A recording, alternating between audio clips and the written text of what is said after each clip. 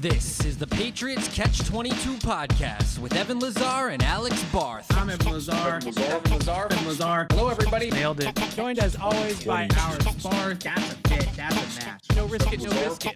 22. Here is Evan Lazar and Alex Barth. If they were going to take Genty and we were, to come in here the next day and talk about it after you're, done just getting in your feels. It's always tough for me because I have my genuine hatred towards running backs, Which you shouldn't, but okay. but it's always difficult for me when it comes to the draft because I do genuinely like some of the running backs in every draft, as you know. Like I do genuinely like them. Like I genuinely liked Bijan Robinson coming out. Yeah, like you watch that tape and it's undeniable that he's a talented guy. But then the nerd in me fights against the film guy in me, and it's just like an internal conflict of I always go with what the film. do you do? No offense to Matt, I don't even know that was the best quote last week from Genty, because I think somebody said, like, how disappointed would you be? And I said, my biggest disappointment would be I'm probably not going to get to see the look on your face when the pick comes in. It's funny because we've talked a little bit about this, Deuce and I, off the air. We find out maybe 10 seconds before the TV goes. Yeah. Right. And so my live reaction is usually a little bit Rehearsed. planned. Like I have a minute to kind of collect myself before we give our take on it. Last two drafts, which are the two drafts that I work for the team, I have Christian Gonzalez and Drake May were genuine excitement for both. Oh, I got right? Felger and Maz roasted me for how excited I got. Yeah. For the Gonzalez one. But it's funny because Rightfully so, by the way. I was right to be excited. But like I said, when it comes to running back, especially in a class like this, it's a great running back class. Objectively, there's a lot of great running backs in this class.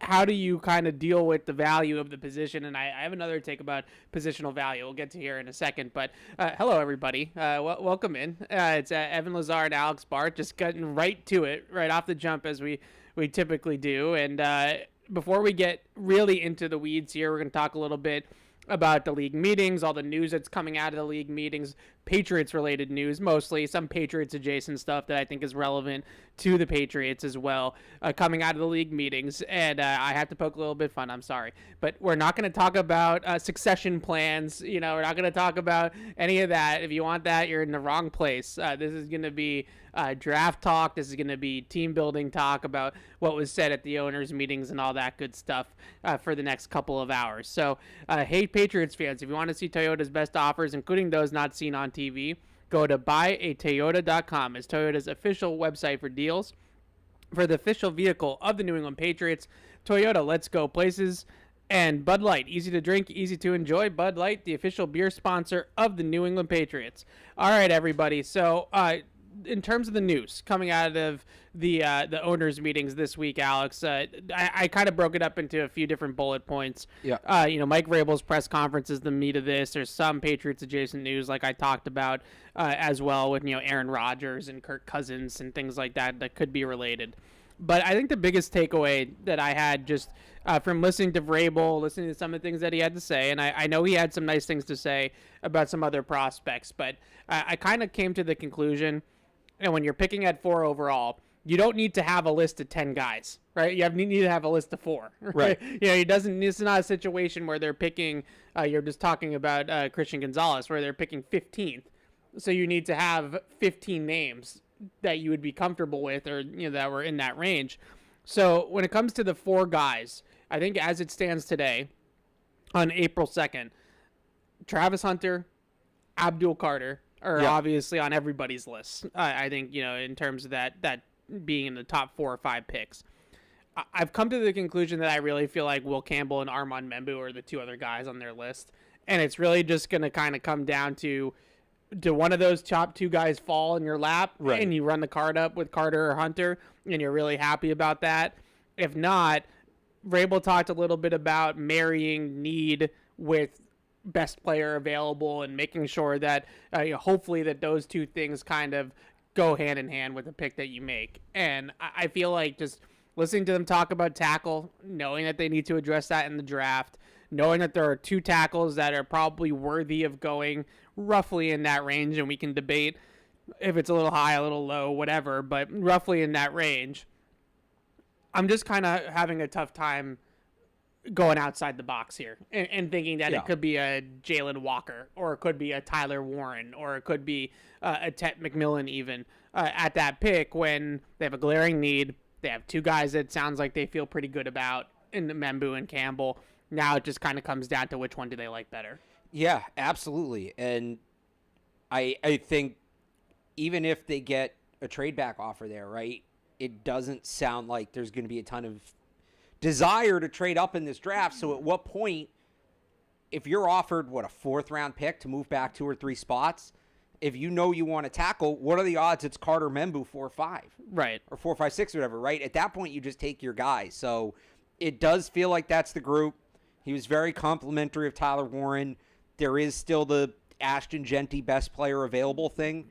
Maybe that comes into play more if they move back, but I'm with you. I think it's those two guys we talked about since the start of this thing, Carter and Hunter. Yeah. Those two guys are above all else, and then after them, I think it's, and we've talked about this, Campbell, Membo, Genty, McMillan, Warren, Graham, like it's sort of all things equal.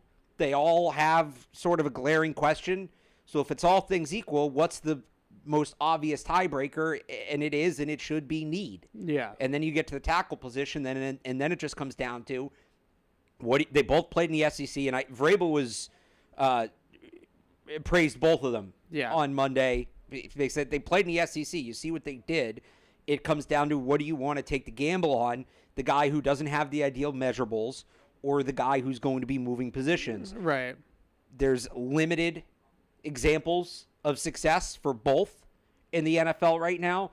Either one would be an outlier if he succeeds. Which one do you want to take the gamble on? So speaking of outliers, the other point that comes into this conversation, and you're right, Vrabel gave that answer about Will Campbell, specifically asked about his arm length, and he has specifically said, well, he did it at a high level for 3 years in the SEC. Now, got to be objective about it. There are a lot of players that were great in the SEC that were not great in the NFL. Yeah. Not just at tackle, at all positions, right? So that's not always a guarantee, but when you look at the players in college football and you're projecting to the NFL, you're projecting with everybody. So the best projections are the guys that have gone up against NFL caliber competition in a conference as good as the SEC. That's as close to a NFL caliber competition you're going to get at the college level. Right. So that being said, Dane Brugler of The Athletic, friend of the program, tweeted out last night something that you were first on. You were first on this story. No, you were first on it. There were a lot of draft people talking about it like immediately after the combine. I was the first to put it in a graphic. A lot of people were talking about it. Don't be what's the word, humble about this. You were first on the story. I literally noticed it. I wish I could remember who I saw tweet it. I noticed it because I saw somebody tweet, hey, some of these measurements don't line up. And I was like, oh, let me look at that. So I was first with the graphic. I'll take credit for that. I might have been the loudest. If you want to say I was the loudest about it, I will absolutely take credit for that. But a lot of people noticed this, which makes it even more ridiculous that it took us this long to get to this point where we're accepting this as a reality in this draft. Well, Paul Perillo is not accepting it as a reality. Well, Paul's wrong. I told him that I was going to make. He told me that he knows that he's going to catch strays in this conversation. Yeah. So I gotta own up to that. Believing in NFL sanctioned measurement. So Dane Brugler last night from The Athletic, again, the author of The Beast, said among the 46 O-line combine prospects who remeasured at their pro day, 43 of them had longer arms at their pro day measured by NFL scouts. So a couple things. One, common misconception. This is not some LSU staffer that is measuring Will Campbell's arms in the effort to inflate the measurement, right? You often hear that the time, the 40 time at a pro day is going to be much better at the combine because they're trying to fluff up their guys. They're trying to promote their guys. You hear that about the Senior Bowl, that they're going to always be a little bit generous to the players to make them look better from a Senior Bowl perspective. An NFL scout measures the arm length at the pro days. Dane had the exact number 43 of 46 measured in longer at their pro days than at the combine. And at this point, it sounds like a lot of teams are operating with Will Campbell as 33-inch arms. Now, I know a lot of people hear this and are like, we're talking about 3/8 of an inch. Like, it really doesn't make a difference. I don't think it necessarily makes a ton of difference to teams. Like, I think NFL teams are always going to have the most accurate information with this kind of stuff. They're always going to get to the bottom of it one way or another. They're going to have their own evaluations. I'm a little pissed off about this, though. As you should be. As I was texting you about this last night. Be. Because on the day that Will Campbell measured in at 32 and 5/8 at the combine, I wrote that I would not take him at 4 overall with that arm length measurement, thinking that essentially would disqualify him from being let's call it a Pro Bowl caliber guard, right? Or a tackle, excuse me. A really good tackle in the NFL. There isn't a whole lot of precedent of a tackle measuring in that far under 33. We're not talking about 1/8 of an inch. We're talking about almost half an inch under the threshold. And thresholds exist for a reason. At some point, you have to have a cutoff. Like we can't be having guys playing tackle with 31-inch arms, right? Like at some point, there's going to be a cutoff, and you have to stay true to your system and stay true to what you believe in terms of the cutoff. So I wrote at the time of the combine, the day of that this all came out, that I would not take Campbell at 4 overall. Now that time has passed and we've learned new information, I have amended my stance on this because we have two numbers that are similar. The one that from last spring, which was 32 and 7/8, and now the one from his pro day, which is 33 inches. And I would just add to that, it's not unrealistic. I know you count those as two different numbers. A 20-year-old grew 1/8 of an inch in a year. Right. Like both of those can absolutely be true. But even still, and again, NFL teams are not going to get duped by this. They will have an accurate number. I see a lot of this is going to cost Will Campbell millions. I don't think it's going to cost him millions. It's not going to cost. Finish your rant, and then I'll do my part. It's not going to cost Will Campbell any money. Yeah. The NFL teams will get it right. It does, though, stink for people like us who are on the outside looking into this. And so I gave a take, basing it off of 32 and 5/8, where I wrote, it's now in print, that I am out on Will Campbell at 4 overall for a player that back in January I gushed about on this program and said that I just loved the tape that he put out last year. I've been a Will Campbell guy, and then I wavered because of the stupid combine measurement, and it ended up that the combine was wrong and had the wrong measurement on his arms. If he had 33-inch arms at the combine, I never would have written that. I would have been all in on the player. 33-inch arms or above, you get into that Rashawn Slater territory, right? And you get into all those different territories. So let's just continue to preface this. This is a me problem. No one cares. Okay, I get that. Well, but for the discourse of the draft and the conversation around the draft, and then also I would just say the environment that it sets up for Will Campbell. So that's where I wanted to go. He's going to be like poor Jaylen Brown on draft night getting booed because all these people think there's this arbitrary number. And you're right. It's not going to cost Will Campbell any money because teams will do their research. And realistically, if they really want to know, they'll have him in for a 30 visit and they'll get the tape measure out themselves. Right. Who this does cost is guys like Marcus Membo. Marcus Membo played guard at Purdue for 3 years, moved to right tackle last year, was very good at it. Measured in at the Senior Bowl, and the Senior Bowl and Pro Day numbers and the Shrine Bowl and Pro Day numbers line up, by the way, which is how we know the Combine is wrong, because if 3 individual groups have one number and one group has another number, did all 3 screw up equally? Right. Or was the one the outlier? Marcus Membo, now look, he's right on the threshold, but he measured it in 33 at the Senior Bowl. He measured it in 32 at the Combine. He lost a whole inch. Yeah. Campbell, we're talking about 3/8. Marcus Membo lost a whole inch. So he's already like a fringe top 100 pick as a right tackle. Well, all right, if he's at 32, now he's a guard. And if you're on the fence about Marcus Membo, no offense to him, but are you going to burn a 30 visit on Marcus Membo to get the real measurement for him? Right. Or are you just going to move on to other guards or other tackles? A guy like that, it's going to cost him money. A guy like Brandon Crenshaw-Dixon, who lost more than half an inch, it might cost him money. Even some of these guards that got shortchanged, and it's at other positions. JT Tuimoloau out from Ohio State lost over an inch of arm length as a defensive end. Chris Paul became a true statistical outlier at the linebacker position for arm length between his pro day and the combine. That's another guy that's day 3 that at the linebacker position, are teams really going to look at it, or in a strong linebacker class, are they going to say, we're not going to burn a 30 visit to get the right number? There's other linebackers we can take. Yeah. This can cost these kids money. Yeah. It absolutely can. Not just the linemen, across the board. I don't know if we'll ever get an answer on what happened. We should, or at least the players should. Investigative reporter Alex Barth. I wonder if next year... reach out to the league spokesman. I wonder if next year we're going to hear if there's any hesitance from players about the combine. But well, I got to be honest with you. I don't trust it. It's like a relationship. I don't trust you anymore. Like obviously if it's even between the Senior Bowl and the combine and the Shrine Bowl and the combine, I will trust again. And let me be clear, because I'm skeptical. I saw somebody ask this last night, how do we know the numbers in the past weren't wrong? In the past, it might be off by an eighth of an inch or two here or there, but it would be within a quarter of an inch. And it was in both directions. Some guys were a little longer, some guys were a little shorter. Okay. That's all within the margin for error. This is outside of the margin for error, and it's all in one direction, right? If some guys were measuring in an inch too short and some guys were measuring in an inch too long, it would be a different conversation. But it looks like the combine got it wrong, and 40 times have been talked about being inaccurate for years, but this is a definitive measurement. Yeah. You're not trying to hit a moving target. You're not measuring the guy's arm while he's doing windmills. Right. So, yeah, I'm using the Pro Day or Senior Bowl or Shrine Bowl numbers. I think that's what's more applicable here.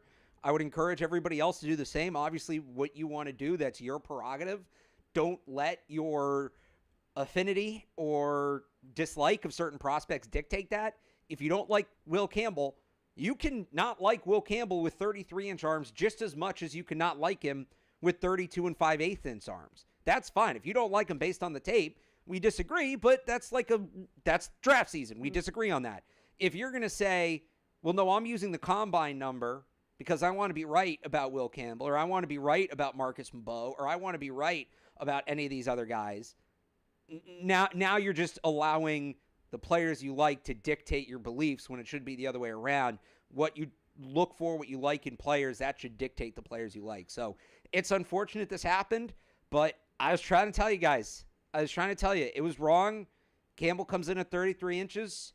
Shouldn't be any question. If you're worried about the tape, and look, the wingspan, which by the way was about the same at both measurements. So if they were trying to hype him up at the Pro Day, why didn't they also hype up his wingspan? If you're worried about the wingspan, if you're worried about what's on tape, we can have that conversation. Just don't talk to me about 32 and 5/8-inch arms. I'm going to be skeptical. I'm going to be skeptical of what the combine puts out. And this is a problem because... Well, we'll have to see what happens with the Senior Bowl and the Shrine Bowl. It'll be lining it up. But this is a problem because I think a lot of teams, not a lot, I've had people reach out to every team just trust the combine. Yeah. Right? Every year when the guys measure in, because the combine has no biases. It's not LSU's Pro Day. It's not, Missouri's Pro Day. It's not Texas's the control Pro group. Day. It's the control group. They have no biases.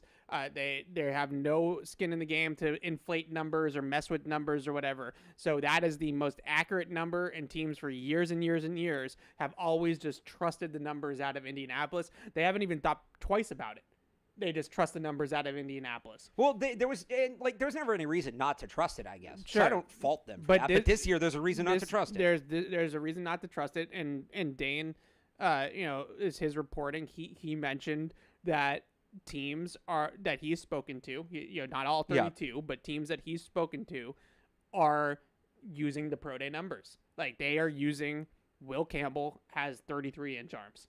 That is the number they are using. As they should. So it's a part of the conversation. It's an interesting part of the conversation. To get back to sort of, why 33 is so important. That's the threshold. It used to be 34. It got moved down to 33 because a couple of different guys, Rashawn Slater probably being the biggest one that was right on the line at 33. But Penny Sewell is also in the 33 range. Yep. Taylor Decker is also in the 33 range. Ryan Ramczyk from the Saints is also in that range as well. So there is a lot of guys. I don't know if it's 100% accurate because he goes back a ways, but Joe Thomas was a high 33-inch arm length, and that was something coming out with him that was a little bit of a question mark. So the threshold got moved. It's 33 inches.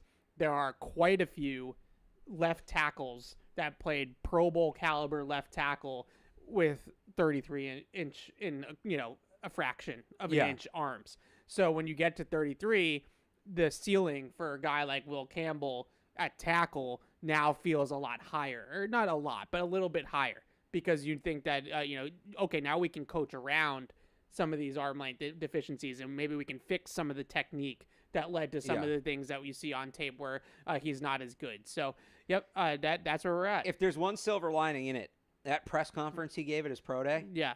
Oh, he's pissed. He should be. Pissed at the league. And you're right, and he should be, and good for him. What do you think Mike Vrabel thought when he saw that press conference?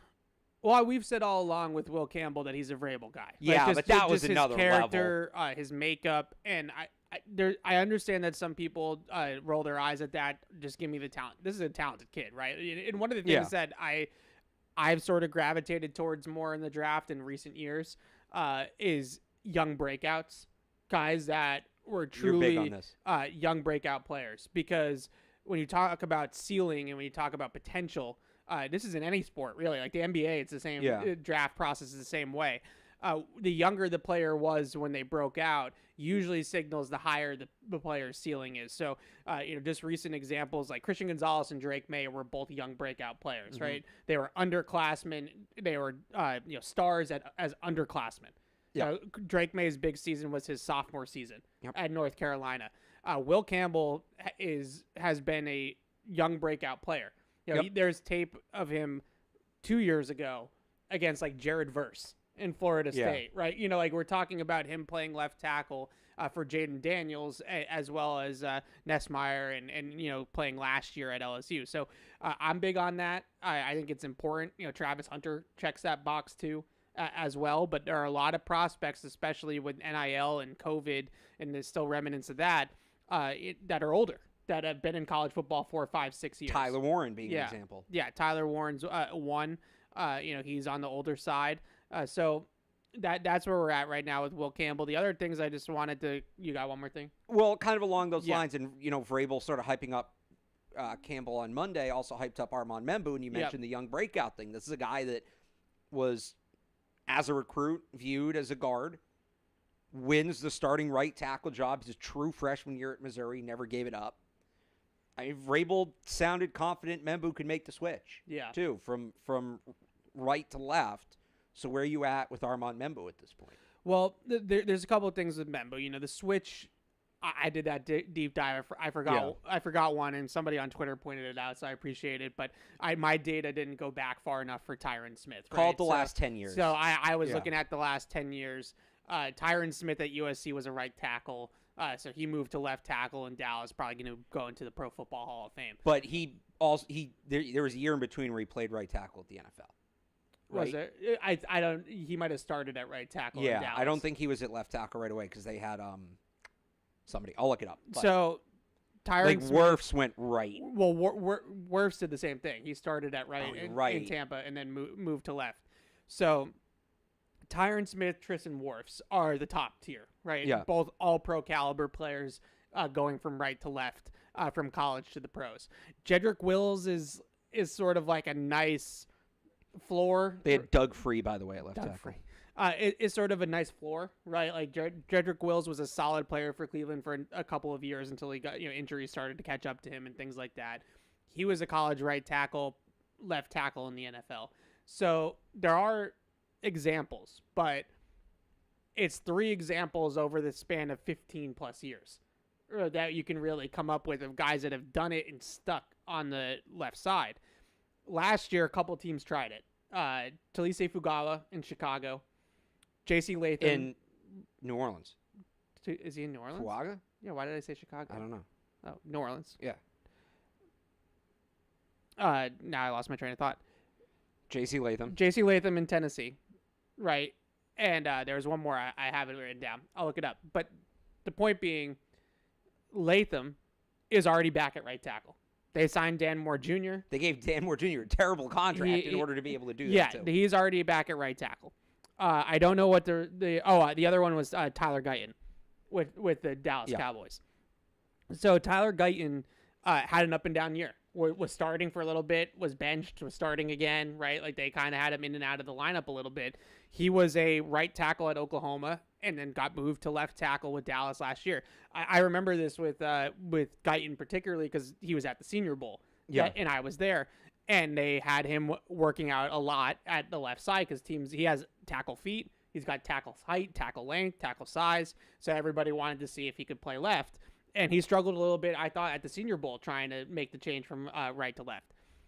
I think the biggest thing, though, beyond just the change that I look at with Membo, and this is maybe just a philosophical thing for me that might be different from other people. And I think it kind of comes back to some of the traditional Patriots Belichick era stuff. Yeah. When I think of right and left tackle, at right, I feel like run blocking can be more important. Like having a really good run blocking right tackle is sort of where I look at right tackle. Like if you're a good run blocker and just an average pass blocker, I'm probably playing you on the right side, right? Because it's not the blind side and all that good stuff. Left tackle, I feel like they've always had a little bit of a better athlete on the left side. I know Membo's a great athlete, but I just mean a better pass protector, right? I think is a better way of putting that. A better pass protector on the left side, more nimble, more athletic guy on the left side. Membo, when I look at him, first of all, he's a squatty, thick build, right? He's like 6'4", 330 pounds. He's kind of built like a guard in terms of his body type. And then I also look at the pass blocking tape, and it's not a ton. And I actually went back and watched a little bit of 2023 for both him and Burden recently. It's not a ton of true NFL style drop back passing, right? Where he is one-on-one on an island in pass protection. They have a lot of moving pockets in that offense. They chip and help a lot to their tackles, with their running backs and tight ends. I would say Will Campbell had a lot more true pass sets, and the stats back it up, than Armontae Membo in college by quite a bit of a wide margin. So when I look at Membo and transitioning to right to left, he has the athleticism to do it. He's got the length to do it. He's a tackle, right? Like he's got all the tackle measurables checked off. But I do wonder if he's going to be a little bit greener as a pass protector once he has more exposure to actually NFL style pass blocking. Right. I don't think I necessarily have a great feel for how he's going to be on the blind side, one-on-one, week one against a stud pass rusher in the NFL. Like, how is he going to hold up in that matchup? Whereas with Campbell, I feel a little bit more confident that he could go toe-to-toe with somebody like that. And just because of the way they're set up, and maybe this changes with the draft, but left tackle is not going to be an easy position to help. Right. Right side, Morgan, Moses, Michael, and when you feel good, it's one-on-one. You're going to be one-on-one over there, but left guard might end up being your weak spot. So are you trying to help there and at left tackle? Like, they're going to be helping each other? What exactly is that going to look like? You're going to need a guy that can win on an island at left tackle. Yeah, and typically you do, like, just looking at the statistics of, we have data now that says, like, how often is this guy on an island, right? How often does he get help? How often is he true pass blocking on an island? And typically it's all the left tackles, right? Like, the only right tackles that are up there are, like, Penny Sewell, right? Because the Lions are just like, well, we'll just leave him one-on-one. But everybody else is usually on the left side. So I like Membo. I don't want it to come across as like I think Membo's a bad prospect, because I feel like you like one guy more than the other. It's become very territorial. Yeah. It's become combative. And it always comes across that way. You can like both. I do like both. But again, what am I willing to bet on? Will Campbell being outside the norm for arm length, or Armontae Membo being outside the norm as a position changer? I've seen Will Campbell play left tackle. That's what I'm betting on, that I've seen him do it. Yeah. And is he perfect? No.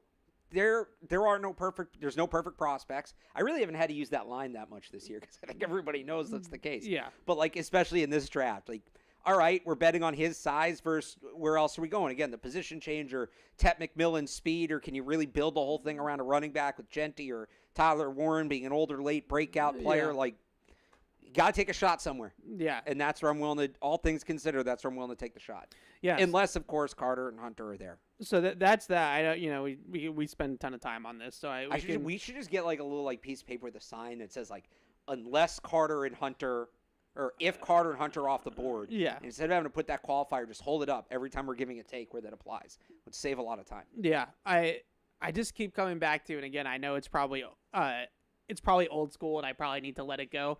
But when you look at Armontae Membo, and you look at the way he's built, like just his body type, and you look at he's a wide-bodied tackle, and when I think of wide-bodied tackles, I just think of right tackle. Like I just don't think of those types of players playing a ton on the left side. And speaking of wide-bodied tackles, another portion of Vrabel's interview that I found interesting was him talking about Caedan Wallace, and not ruling out Caedan Wallace as a potential tackle. Again, I feel as though looking at Caedan Wallace, watching his tape, the way he moves, the way he plays, and the body type, I think he's a right tackle.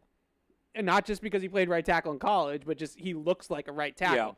Yeah. I also wouldn't totally rule out with Wallace, and this I actually feel even stronger about.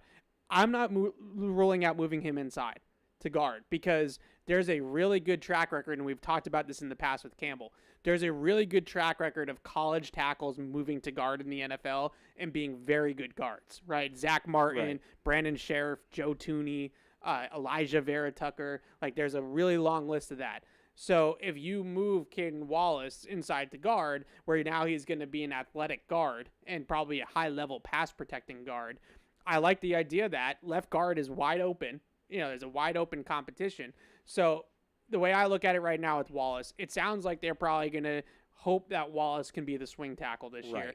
And then maybe long-term, he's the right tackle of the future, learning behind Morgan Moses for a year or two, and then he takes over there. I'm just not necessarily thinking that left tackle is in his future, but Vrabel didn't rule out him playing left tackle. So when Elliot Wolf was on with Felger, he talked about how he sees Wallace primarily as a right tackle. And I kind of, if the plan really is we're going to let Caedan Wallace compete for the starting left tackle job, I don't love that. Yeah. But remember, they need backups too. They only have one true left tackle in the roster right now, and that's Vidarian Lowe. Yeah. It's not like, all right, Vidarian Lowe's back, and they have some guy who was on the practice squad they signed to a future contract, or they don't even have the bodies. So they're going to need backups in addition to starters at these positions.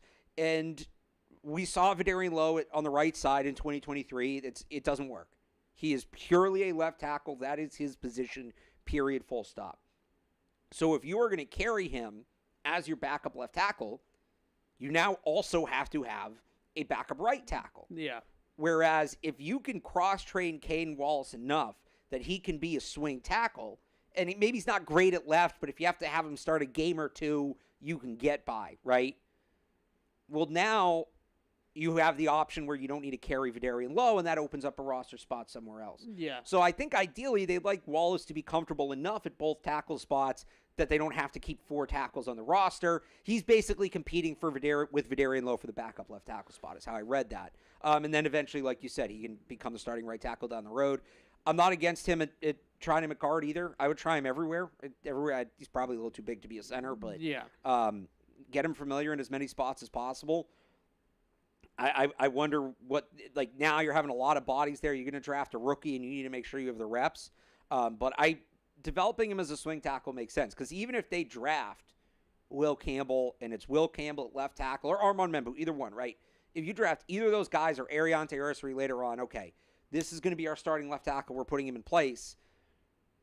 Is Lowe still your backup? Like, are you going to add another left tackle to compete there or whatever? And is that Wallace? Is it somebody else in the draft? A guy like Holland Pierce, right? Or a guy like Anthony Belton. So the idea of just seeing what Wallace can do at left tackle isn't a bad idea, as long as the idea isn't, well, we can maybe have him as a starter. Like, that shouldn't be part of the thought. It's just, if he can back up at both tackle spots, we can save a roster spot. Now he becomes Adrian Waddle. Yeah. So I do wonder too, if they could double dip at tackle in the draft. Like, it probably won't be 2 top 100 picks, but Or could be. You mentioned Anthony Belton. You know, I really think Charles Grant from William Mary is a really interesting developmental prospect. Charles Grant can go outside the top 100? Probably not. I think he's probably a 3rd-round pick. But he's probably, he's another guy, right? Just throwing his name out there that could be in that developmental role. And no offense meant whatsoever to Vidarian Lowe, but you kind of know what Vidarian Lowe is at this point. So if Caedan Wallace can prove to be serviceable enough to be the top swing tackle going into next season, that also could open up a 4th tackle spot for like a true developmental player that you take like a Belton or a Grant that's not going to start as a rookie probably, but might have a future starter upside that a year or 2 from now, he could take over at right tackle, or if, you end up not taking, Campbell or whatever, right? Like you just have different options there with that spot. So those were the tackles. That was most of the conversation there.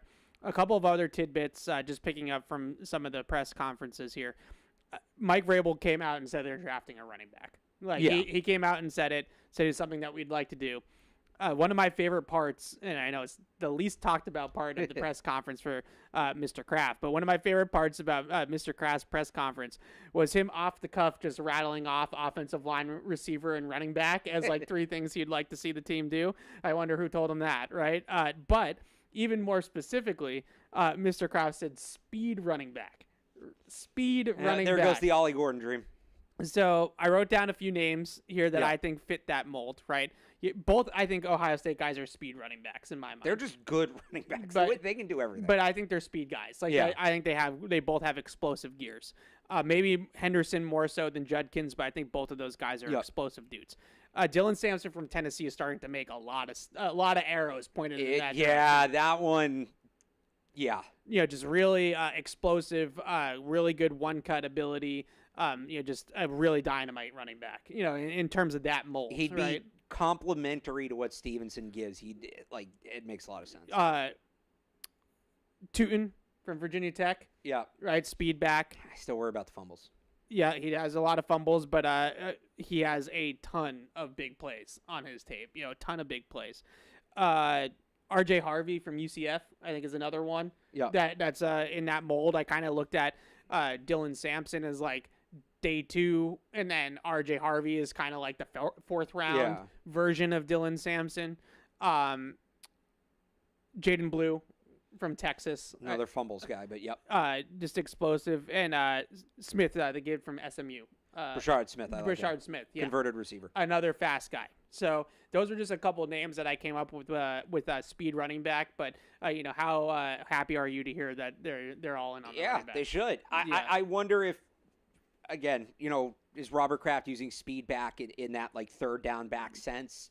Are the Quint Allen and Woody Marks still in that conversation? But it makes sense because I've said this for a long time. If you lessen the workload on I almost said Ashton Genty, on Ramondre Stevenson, you're going to get more out of him. I think Ramondre Stevenson, like 18 to 20 carries a game, is going to be overall a better player than if he's having to touch the ball like 25 to 30 times a game. Yeah. So one way you can do that is splitting by down. But the other thing is you put Ramondre Stevenson in early. You let him give the body blows. You let him. I know you don't believe in this, but you let him wear down the defense and test them physically. We'll and then when that defense is huffing and puffing and beat up, you put that track star in there and you let him loose. Yeah. So maybe that's how they're going to break it up. I don't hate that. If that is the plan, Dylan Sampson in that thunder and lightning role, it makes a lot of sense. I don't know that Dylan Sampson's somebody I want as a volume back. No. I just think the way he runs, he's a sub back.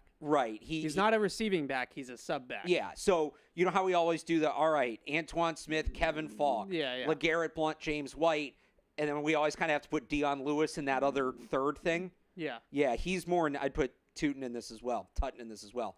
They're Dion Lewis. Yeah. They're in that third category.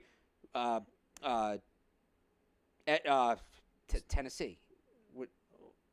I just said his name. Oh, Dylan Sampson? Dylan Sampson. Thank you. I was going to say Edwards. Yeah. Sampson's much bigger. Yeah. He's 6 foot, I think, right? I don't know if he's that tall. I got to look that up. But, he's that. All right, he's going to get 10 carries a game, 10 to 12 carries a game, but we're going to strategically place them where we think the defense is worn out or we think we have them biting on a look and we're going to hit them with the setup off of that look where he really is going to have a chance to break something big. It's what Raheem Mostert's been used in that role in both San Francisco and Miami. That's probably the most high profile I can think of a guy recently that's been used like that. So I have a different theory. Okay. Different example, I should say. Not different theory. I'm with you on the theory. It's a little David Montgomery, Jahmyr Gibbs. Right? Like that I think in Detroit is right now is the pinnacle. That's the pinnacle RB tandem. Oh, Sampson's only 5'8". Yeah, I didn't think he was that tall, but he's 200 pounds though. He's like NFL.com, and I said this is a little lofty, but NFL.com comps him to Brian Westbrook, which is obviously very lofty. Love me some Brian Westbrook's was a great Did player. anybody have a better collection of players named Brian than the early 2000s Eagles? Yeah, so Brian Westbrook is Lance Zierlein's comp on NFL.com for Dylan Sampson. So that kind of gives you an idea. Is he going to be as good as Brian Westbrook? I don't know, but it gives you playing style-wise. It kind of gives you an idea of what the guy plays like. I think the biggest thing, though, is you look at, in Detroit, they have Montgomery's kind of that, between the tackles, sledgehammer type of back, and then Jahmyr Gibbs is the big play guy, with the speed, obviously. So Trayvon Henderson, I think, is going to go too early. Like, I think you'd have to take him at 38, and I don't know if they're prepared to do that. At running back, he's kind of Jahmyr Gibbs light to me. Yeah. I don't think he's quite as good as Jahmyr Gibbs or as explosive as Jahmyr Gibbs, but he plays a real similar style and moves similarly and is loose and fluid and all that good stuff. But yeah, it's coming. Running back's coming at some point.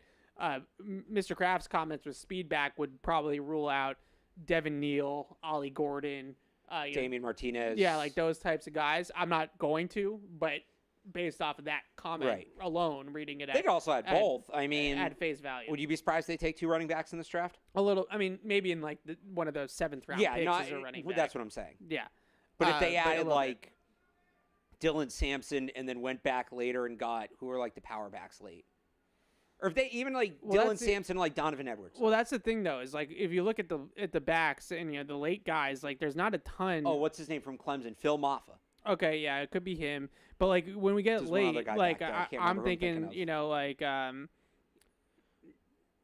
who LaQuint Allen. I want LaQuint Allen or Woody Marks. And Woody Marks. Like those guys aren't power backs though; those are receiving backs. Right. Well, that's why. Like, I wonder if that counts as speed. No, I'm thinking like, if they go with another back late? Let's say they take like a guy like Tutton, right, or one of these faster backs. A guy like Raheem Sanders was the other one who I couldn't think of, or Phil Maffa, or just one of these absolute bowling balls late in the draft. Rocket Sanders, even a guy like Kyle Monangai, if he falls, who I think is quicker than people give him credit, but he's still more probably, he runs angry. That kid runs mean, man. He learned a lot, clearly, from watching Isaiah Pacheco. I'm not good with names today, but yeah, that wouldn't surprise me. Yeah. All right, so that's running backs. You're getting your wish on that one. Well, last thing about the running backs really quickly. I don't get the impression that when Vrabel talked about the running backs, he was talking about Ashton Genty. I could be wrong. Again, everything's on the table, I'm sure. But every single time he's been asked about the running back room, he's back to Ramondre Stevenson. He talked about helping Stevenson, which is more of a complimentary player. Yeah. If they're drafting Ashton Genty at 4 to be a complimentary back, that's not great.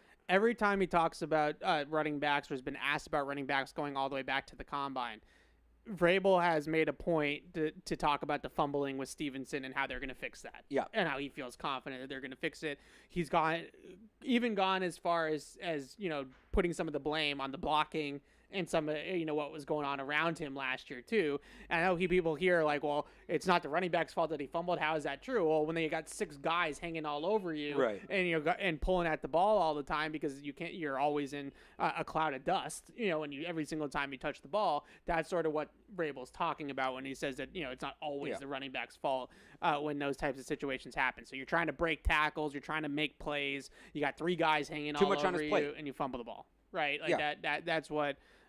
He's kind of getting at there. So every time he has the opportunity to back Stevenson, he does. He also backed Antonio Gibson in this answer a little bit as well. So if they were truly thinking about adding a volume back, like adding a guy that was going to be the feature back in the backfield, like an Ashton Genty, I just don't feel like they would be so complimentary of the guys already on the team. I'm with you. Yeah. So going next one here, he was asked about Tyler Warren, and I was kind of talking to you about this before. I love tight ends, but not as much as Mike Vrabel. in the first round, I will fully admit that I've been burned in the past by tight ends early in the draft, and I have a list, and I'm going to get to my list in a second. But I have become a little bit gun shy when it comes to tight ends. Like, I still believe Kyle Pitts is going to break out. For me, it wasn't even so much Kyle Pitts. I was a huge T.J. Hawkinson guy. I thought T.J. Hawkinson was going to be a really good player in the league. And when I say really good, he's a solid player, but I mean like he was going to be an all-pro. You thought he was going to be what Brock Bowers was. Yeah, a legitimate, needle-moving tight end. He's not that. Ever since then, I've been wary of drafting tight ends early. So here's my list. I sent this to you this morning. Yeah. So these are the tight ends in the last, let's call it 10 or so drafts that were drafted in the first round. And a couple of these guys were drafted top 10. I want you to tell me if you think that they were good picks. Was this picks last or 10 not. years? Last 10 years or so. Okay. I think I might have gone a little bit further than 10. Brock Bowers. Yeah, good player. So far. Dalton Kincaid. The Bills don't really use him right. I don't know how much it's his fault, but I don't think he's lived up to that bit. I was never a Kincaid guy. Not as a slot receiver, certainly. Kyle Pitts. Yeah, how much time do you have on Kyle Pitts? So Kyle Pitts is a 4th overall pick. He should not have been the 4th overall pick. Exact same draft slot. The Falcons did not use him correctly. That hurt, but he has also shown some shortcomings. He shouldn't have been picked 4th. So the interesting thing about Kyle Pitts is that he had a great rookie year. Yeah. 1,000 yards, Pro Bowler, a great rookie season. And then they stopped throwing ever him since the ball. then, it was literally the biggest drop-off you could ever Kyle imagine. Pitts is one of the biggest nature versus nurture players there is to me. Bad pick. T.J. Hawkinson. I still think, he's first-round pick. Like, he was taken late, right? Later? No, 8th overall. 8th overall? He's a good player. Not worth the 8th overall. In this draft, if you end up with a player of that quality, you did okay. Noah Fant. I like Noah Fant. I don't know that, again, another guy that is a good player. Was he worth where he went in the draft? Probably not, but, like, he's a solid starting NFL tight end. No, not worth it. Not worth a first-round pick, but, like, he's a good, he's a fine player. Yeah. I don't want to get myself in trouble like I did last time we did this exercise. Hayden Hurst. He had, like, that 1 year, right? Was it in Baltimore, Atlanta? He was insane. No, he's not first-round talent. But he had that 1 year where he was in Carolina. So I have to Where was that? I have to fact-check myself on this. Yeah. I didn't even remember Hayden Hurst was a first-round pick. If I remember correctly, Hayden Hurst was older when he came into the league. He was in the 2018 draft. He's 31 now, so... He was 25 as a rookie. Okay. So much older than... Warren's going to be 23. Yeah. He's not going to be 25. But still an older breakout player, first-round pick at tight end, O.J. Howard. No, and I liked O.J. Howard, but no. When you don't have Clemson forgetting to cover him in the national championship, he's not great. O.J. Howard got drafted on one play. He got drafted in the first round on one play. It was that whole game. It was that whole national championship. Anything. I know, but it was the one wide open touchdown. Well, because Clemson that entire game said, what if we just don't cover O.J. Howard? And they made him. I remember I liked O.J. Howard that year, and I didn't think he was a first-round pick, but I thought he was, like, relatively slept on. Yeah. And then he had that game, and everybody started putting him in the first round. I'm like, okay, hang on. Now we've gone too far the other way. He was wide open. No, he's not. Also, Hayden Hurst's breakout year, I remember it being a bigger deal. I remember people freaking out because Baltimore moved on from him after 2 years. Yeah. They traded him, and then he went to Atlanta. I remember being like, wow, what a trade by the Falcons. 56 catches for 580 yards and 6 touchdowns. That's fine. No, Hayden Hurst is not worth a first-round pick. But they couldn't make Kyle Pitts work, so they had to stretch it in Atlanta. O.J. Howard, hard no. No. I'm having fun with this, though. We should do this more often. Evan Ingram. I mean, he figured it out in Jacksonville, but the Giants botched that bad. Up and down career. A lot of these are like teams could not figure out how to use. This goes back to. Can I cut in for a sec? No, because you're going to make my point. So just okay. Let me finish the list and then we can. Yeah. David Njoku. Another guy that I see what you're building towards. I don't want to give your take. He was not initially worth a first-round pick, but he's been really good the last couple of years. He's been better the last few years. I agree with that. That Stefanski offense has definitely helped him. Yeah. A good year in 23, 882 yards, 81 catches, 6 touchdowns. made the Pro Bowl. So, has had years, Yeah. right? But worth the first-round pick? I'd say Njoku is probably worth it, Yeah. but not a game changer. He went high too, right? Yeah. Yeah, no. Not a game changer. Not a top 20 pick. He went 29th overall, so not too high. That's fine. I'm okay with that. Okay. And I remember that was like a weaker tight end draft, I think. I had to go a little bit further Okay. back, I think, because I had to include this one. Eric Ebron. No. 10th overall. Yeah, that was a bad Eric draft pick. Ebron. I can't defend that one at all. And then the last one I had on here, I think was maybe Yeah. around 13 or This is 14. like 15 years now. Yeah. Tyler Eifert He was fine. got hurt. He probably went Couldn't too stay high healthy. for where he went. Yeah, he was hurt a lot. So here's my point when I look at this list. The one guy that I look at this list and I say that is a game changer. Like that is Yeah. a absolute stud, blue chip, whatever you want to call it, is Bowers. And that's only 1 year. That's only off 1 year. Not that I think he's going to regret. That's only off 1 year. Like you said, I think TJ Hawkinson is a nice player. In this draft specifically, if they came away with a player who like equals the impact TJ Hawkinson makes, fine. Yeah, that's passable. That's a passing grade. What I generally bad pick. what I generally feel about this list, I'm gonna call it. There's 11 names on the list. I think we're at maybe 2 that truly were worth the pick and panned out. Yeah. And the point I'm getting at with Tyler Warren, it is not a good history for tight ends in the first round. Well, It's just not. what I want to add to that though, tight end historically across the board at any round. Yeah. Like Brock Bowers is such an anomaly because that's outside of maybe quarterback, that's the position that takes the longest to develop. A lot of those guys we talked about, Evan Ingram, Hayden Hurst for a flash there. Who are some of the other guys? You have to remind me. But Njoku, like they started to play like first round talents, but it wasn't until 3, 4, 5 years in, and some Hawkinson too. Some of them had to change teams to do it. Yeah.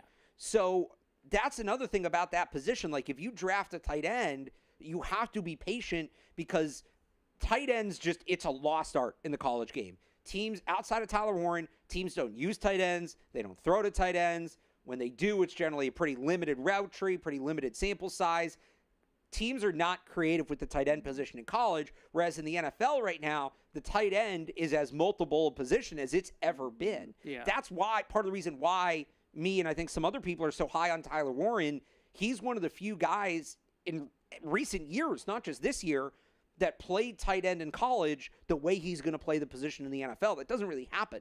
So if you draft a tight end, you have to be willing to be patient and understand you might not get that impact year one. Brock Bowers is an anomaly.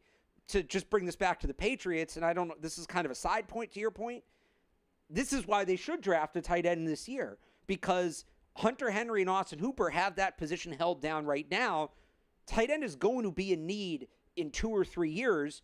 I'd rather get that guy in the building now and start that development process now, because if you try to take that guy and make him an instant starter, the history is at tight end, even if he pans out down the road, it's not going to happen right away. Yeah. Now, you don't need to make that pick at 4. Right. You can get that guy. Gunnar Helm, Terrence Ferguson. Right. So, this is where, Mason Taylor. to go back to Vrabel, the way he talked about it, how many tight ends can we play at once and want to be multiple? Right.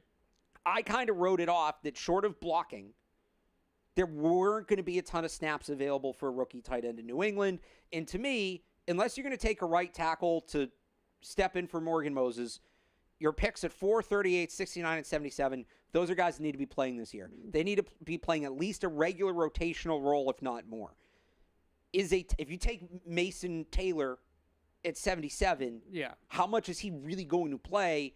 Well, hearing Vrabel talk, maybe there are going to be some more 13 sets. Maybe there are going to be some opportunities for that guy to play over, this is all pending injury, to play over Austin Hooper. So I'm more open to the idea of taking a tight end higher now because I think there's more snaps available than I previously thought. 4 still very rich, but it's a double-edged sword. I think they should draft a tight end this year, but I think you're drafting one knowing he's not going to play a ton. Are there, at these higher picks, should we be drafting guys that are going to play more? So my other part of this take Yeah, but does that fit in with your list that, like, it's a later breakout position? Yeah, it's a later breakout position. It's a steep learning curve coming into the league. You broke it down pretty well. Basically, on top of that, it's a mental hurdle because you have to be in the run game and in the pass game. You have a featured role in both phases of the game. Whereas at receiver, if you're blocking out on the perimeter, you kind of just go about your day. They're going to have you do run-outs most of the time. Yeah. Tight end, you have to know your run blocking assignments. You need to know the playbook on the run side. You need to know the playbook in the pass side. You need to know pass protection, right? Because you might be in the protection sometimes. So you have to know all these different elements to be able to play a high volume role as a rookie. The other element of it too that I would just say with specifically to Warren that has me a little bit concerned about him individually, I have also been burned by the well-rounded tight end. Right, the guy that is versatile, that does it all. Well, it's more than just well-rounded, though. But Hawkinson was that way. Hawkinson was a well-rounded tight end. He came in and you said he can block, he can catch the ball, he can line up everywhere. Like this is a NFL. That's what we want in the NFL, right? That kind of tight end. A lesser version of these two players, but like Michael Mayer. I was huge on Michael Mayer coming out. Same sort of thing. Michael Mayer was always an inline tight end. I remember talking about this. Nobody was ever trying to play Michael Mayer on the outside. No, but my point being is that he could block and he could catch passes. Oh, right? yeah. He was this well-rounded guy. What we've seen, I think, with the tight end position specifically over the last couple of years is that the guys that are hitting are truly receivers. Sam Laporta, Brock Bowers, right? Like guys that are explosive, dynamite receivers. I would say Warren's a really good receiver. He's a really good player. I don't know if I see a gear that Brock Bowers brings to the table in terms of his explosiveness and burst. He's not Brock Bowers. He's not. And people are going to want him to be because it's a copycat league. And you're drafting him 4 overall, so he should be a guy that comes in and has 1,100 yards as a rookie. I would think you'd be more worried about him being a late breakout player. I'm a little bit concerned about that too. That's on the list. He's even as late breakout players go, he's late. It's definitely part of the concern.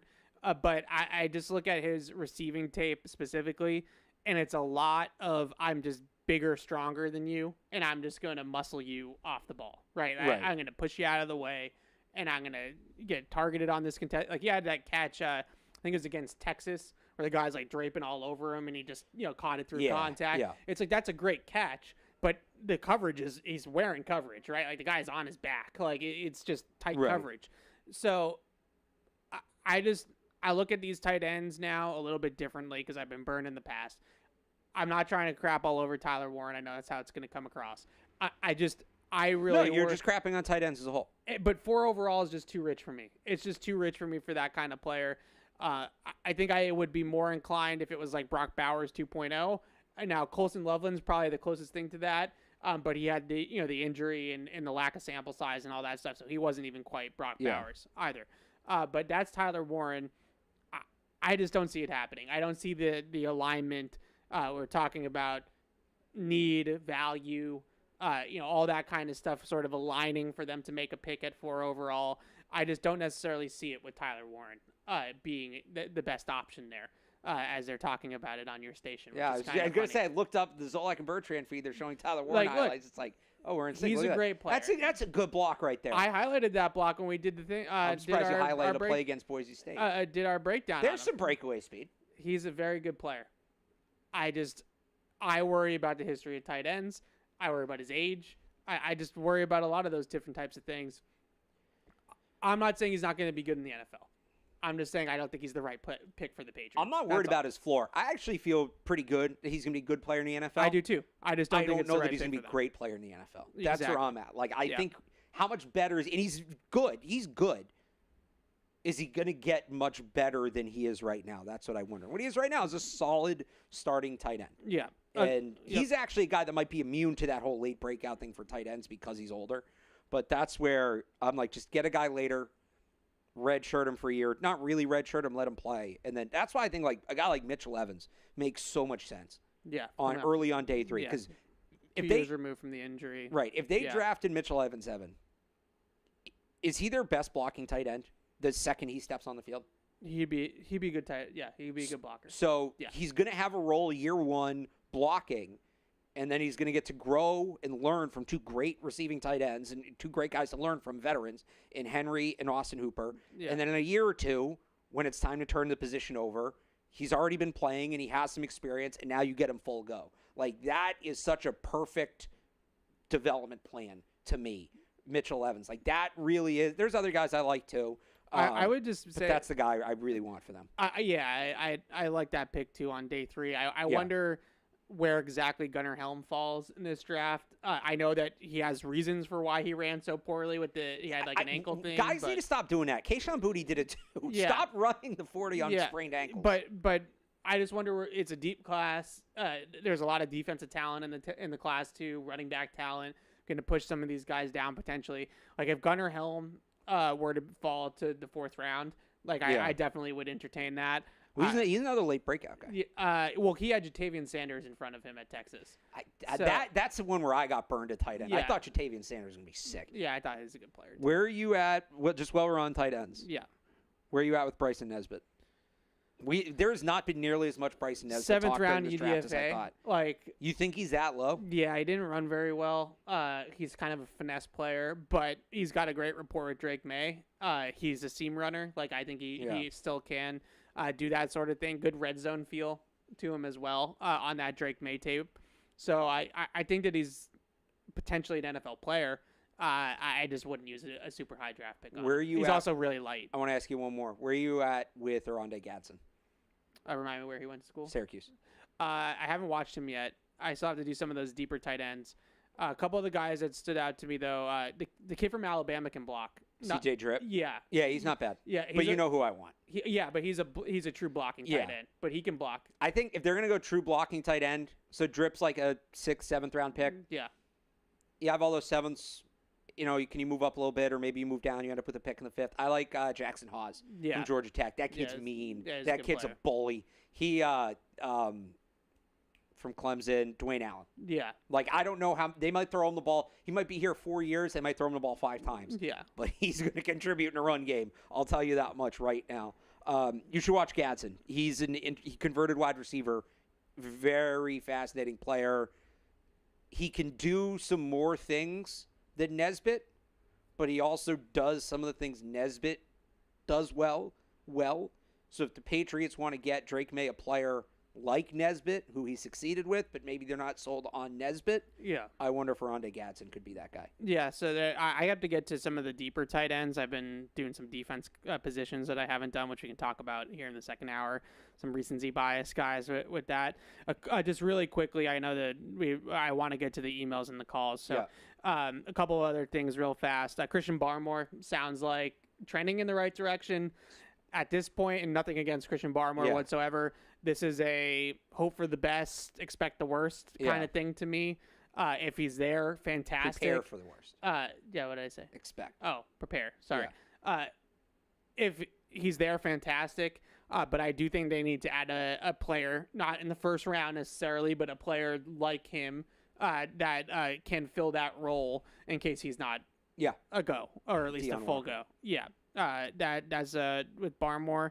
I think that was my list. Travis Hunter they talked obviously about him a little bit. So I do have a thought on Vrabel and Wolf both talked about Hunter. Wolf did with Kay Adams. Yeah. And I love the development plan that they laid out. And it's what I've kind of talked about. And Vrabel went a little bit further than Wolf did in talking about it, but mentioned him majoring in one position, minoring in another, and also said that there's certain details at either position that he's really going to have to hone to hit his ceiling at the NFL level. It doesn't mean he's a bad player, but it's just he's never fully focused on one of these positions before. If you allow him to do that and let him get where he needs to be at one position, which in New England should be wide receiver, and then once you feel comfortable where he's at there, whether it's in 6 months, a year, 2 years, then you start to add in the defensive stuff or the other whatever, wherever he is, the other side of the ball. Like, that's how they should do it. And Wolf talked about that as well. I love the development plan they laid out for Travis Hunter. Hypothetical, obviously, but, I mean, if they're going to take him, it seems like, okay, here we go. This is the blueprint. And I think have I not been talking about that since, like, October? Yeah. That's exactly how they should handle it. So, loved what they said about Travis Hunter. Yeah, I agree with all that. some quarterback rumors. Aaron Rodgers to Pittsburgh sounds like a done deal. Just kind of timing and contract negotiation and all that kind of stuff. So apparently he's like set to be on McAfee next week, I think, or not that. McAfee's doing a show in Pittsburgh or something. Like it's going to get announced on McAfee. Yeah, that's what they're waiting for. Yeah, it feels like that is coming. It also feels like unless Cleveland does draft Shedeur Sanders, that Kirk Cousins to Cleveland sounds like a very big. Do you think it's in that order? I think that he wants to not get Michael Penix again and is trying to avoid that situation repeating itself. So my guess is that Kirk Cousins waits till after the draft to pick his destination, and whoever is left without a chair in the quarterback musical chairs will get Kirk Cousins. Yeah. Would be my guess. But we'll see about that. And then your boy, Joe Milton, in the rumors a little bit. So some more Joe Milton stuff. I think it was Mass Live, their duo there, Mark Daniels and Karen, reporting that there have been calls, there have been offers for Joe Milton. And I think the biggest thing to me with Joe Milton, I've been consistent on this, I wouldn't trade him unless it's for a day 2 pick. If you get blown away with an offer, second, third round pick, I would take it. The only reason why I would trade him, and I didn't read the full story, so if this is misquoting, I apologize. But the excerpt that I saw mentioned that Joe Milton might want to be someplace where he has more of a path to the starting job. I don't think that was like so much immediately demanding a trade as it was. No, not immediately demanding a trade. Eventually, he knows he's not going to be the starting quarterback here. I do wonder how much for Vrabel, who's big on culture, big on the energy of the room, all that kind of stuff. Josh Dobbs has no expectations whatsoever of being a starter. He's a veteran backup quarterback, exactly what you want, for a young QB. I wonder if maybe they get to the point where they feel like there's a little bit too much tension there. Well, I also want, Mac Jones, Bailey Zappi. Well, we talked about this during the draft, and you had talked to people in Tennessee about this, how great Joe Milton is in these situations. And he had the one game against Buffalo, but he went through this in Tennessee, where he was supposed to be the starter, got beat out by Hendon Hooker, and he was incredibly supportive of Hendon Hooker throughout all that. So, he seems character-wise like a guy Mike Vrabel would want around. Yeah. Has that changed in a year? Maybe, but is it, hey, just give us we're going to give you a chance, but just give us time to find the right deal. Somebody has a quarterback get hurt in camp. Maybe somebody doesn't get the quarterback they want in the draft. They don't get Cousins. They shouldn't be in a rush. You're not trading Joe Milton just to trade Joe Milton. You should be trading Joe Milton because somebody makes it worth your while or because he puts too much pressure on you that you have to do it. All right, the very last thing, and this one's kind of tongue-in-cheek. Ben Johnson, my guy, the head coach of the Chicago Bears, a head coach in the NFL, mentioning EPA, Alex. How did that make you feel watching Ben Johnson give an honest answer about how the most important stat in football is expected points added? What do you have a care to comment on this? Because you always told me that nobody in the league actually uses EPA. I didn't say that. I said they'd be wrong to. Now a head coach in the NFL. I never said nobody uses it.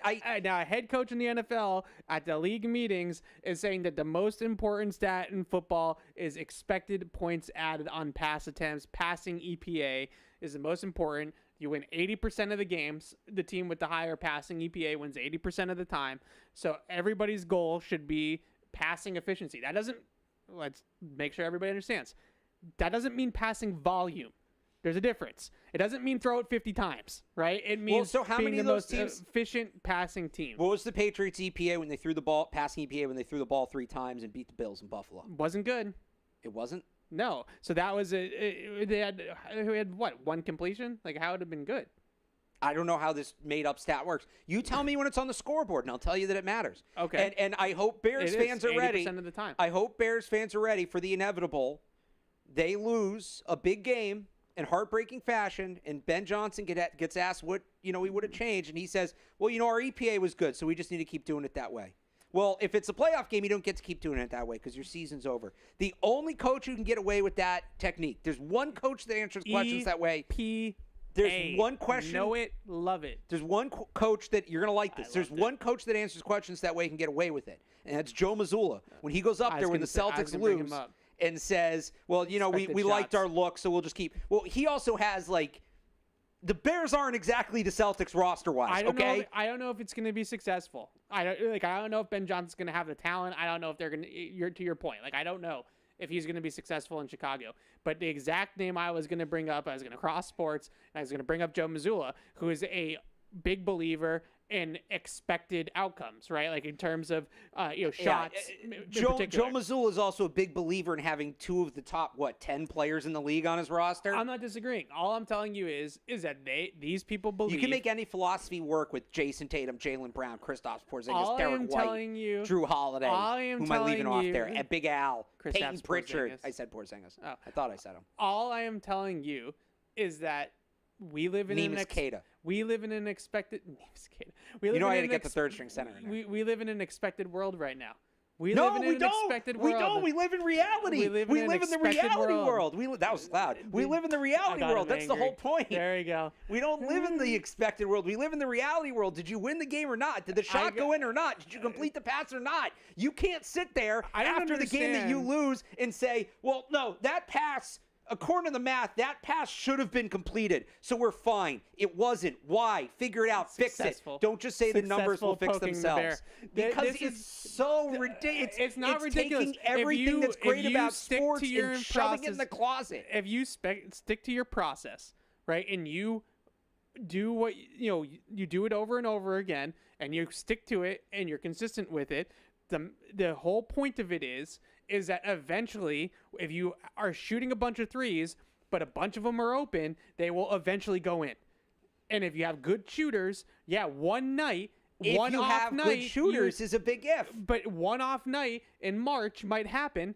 Well, actually, one every game in March, but one off night in January when they were slumping might happen, right? But over the course of a season and over a course of a playoff run, you will win the vast majority of your games. What happens when, and we've seen the Thunder do this to the Celtics, what happens when somebody figures out a way to counter that X's and O's? I agree. You got to be able to pivot. You can't. And I agree with that. A lot of these guys don't pivot. And that's what fair. my problem is. If they figure out a way to counter what he's doing, because now he doesn't have Penei Sewell and he doesn't have Amon-Ra St. Brown. That's personnel. But he doesn't. This is I think the bigger problem. You can't go up there after a loss and say, well, our EPA was good, so we feel good about what we did. What happens when the Vikings, right?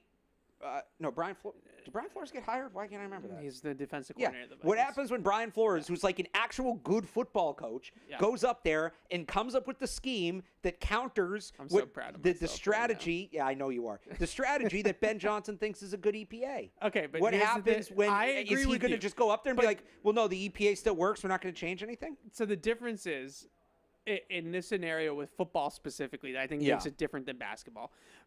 Basketball, there are high leverage situations too at the end of games, but truly over the course of 4 quarters, it's really not until the very end of the game that it's a high leverage situation when it's close. In the regular season, on the playoffs, all high leverage. I would say in football, it's different because you have 3rd and 4th down. Throughout the game are high leverage situations. I think what happened with the Lions is that they were so aggressive on 4th down to a fault, especially 2 years ago in the NFC Championship game. So that's your argument, right? It's, can those guys, when situation comes down to it, and Kyle Shanahan has a 10-point lead in the 4th quarter of a Super Bowl, can they close it out, right? Can they call the game to close it out? But the point that Ben Johnson was making is really nothing different than what Mike Vrabel said in his introductory press conference. And that's why I wanted to make sure it was clear. We're not talking about volume of pass attempts. We're talking about having an efficient passing game. Efficient teams are better, but you shouldn't need math to if you want to measure that by EPA, you want to measure that by passer rating, passer rating differential, what you give up and what you score in terms of passer rating on offense is also a very indicative stat of winning. But what I like so much about what he said the most, and it's going to go right up, so I'm so excited to tell you this. The most exciting part about it was that he said that pass EPA has overcome or surpassed, I should say, in importance, turnover differential, which I am just in love with that line. That is a fantastic thing to hear an NFL head coach actually know the numbers and know that this is the facts of the matter right now in the league. So all turnovers are bad. No one wants to turn the ball over. No one's advocating for turning the ball over. But if you're holding back to protect the football and, run clock and control the game and yada, yada. If you're doing all that stuff to a detriment of your passing game, then you are also not going to be successful doing that. So I loved it. I loved every second of that answer from Ben Johnson. I also knew it was going to get you riled up, so I had to bring it up. But that was cool. It was cool to hear a head coach in the NFL talk like that, whether you like it or not, is a total sidebar. Well, we'll see what happens when they're negative in the turnover margin halfway through the season out of a playoff spot, if he's still talking about that. Well, if the EPA is good, they'll be fine, I'm sure. We'll find out during football season, but if you can't sleep until football season starts, let Bob's Discount Furniture help. Not only does Bob's Mattresses have next-level sleep tech like breathable antimicrobial covers, a lumbar supporting individually wrapped coil system, and signature Bobopedic gel memory foam, the Copper Radiance and Treasure were recently named Consumer Reports recommended mattresses. So if you want to score the ultimate sleep touchdown, make your way to Bob's Discount Furniture, the official furniture store of the New England Patriots. And Patriots Catch-22 is sponsored by Massachusetts 250 campaign, commemorating a history of possibility. Plan your revolutionary weekend at Massachusetts250.org. All right, we'll get to the phones. I'm sorry we've been keeping you on hold, but I had to get that Ben Johnson thing in there just to rile Alex up. Patty is in Agawam. What's up, Patty? What's up, Patty? Patty, are you still there? I left him on hold. I'm still here. Yeah, there he is. All right, what's up, Patty? Go ahead, Patty. All right, what's up, guys? So I want to cover a few things. I'll go quick so we can get to the other callers. First thing, I would not be surprised if Mike Vrabel, when they're having this voluntary workout, what is it, the 7th, I think? Yes, if that's he correct. has a very close eye on who's paying attention, who's working hard, and it subsequently, like if we see them take 2 receivers in the draft, I think that's probably a good indication that like 1 or 2 of the receivers wasn't taking the voluntary program too seriously. I don't know. That's just something that popped inside my feeble head. The second thing I want to do, and then I'll end with a question for you guys. I'm going to give you guys a list of 4 names, and I want you to tell me, not likely, likely, or extremely likely that the Patriots would draft these guys. The first one, Jack Sawyer. Likely. Yeah, I'd agree with that. On the list. Second one, Cody Simon. Is he going to get drafted? I don't know. I can see him as a Patriot. He's a linebacker from Ohio State. Yeah, I haven't heard much buzz about him getting drafted. I could see them being interested, either late or as a UDFA. I could see them being interested in him. Right, the linebacker from Ohio State, that's what you're talking about? Yeah. Yeah, okay. He kind of fits their mold, smaller. I think he's 6'1", 220, 225. Yeah. Was the MVP, defensive MVP of the national championship game, and plus the Ohio State ties. I think it makes sense. Yep. Maybe at that pick 238, or like you said, maybe he goes undrafted and they bring him in. Last 2 guys. Yep. Drew Kendall. Likely, very likely. Yeah, there's a lot of Drew Kendall hype right now. Yeah. Becoming a popular name. Thanks for the call, Wait, Patty. he had more. He Who's had the 4th guy? And then he had another one. You cut him off last week, too. I'm sorry. Go ahead. All right, yeah. Don't hang up on me, Evan, because I do have a question after. Okay. The last one, Ozzie Trappier. Yeah, same thing, likely. All right.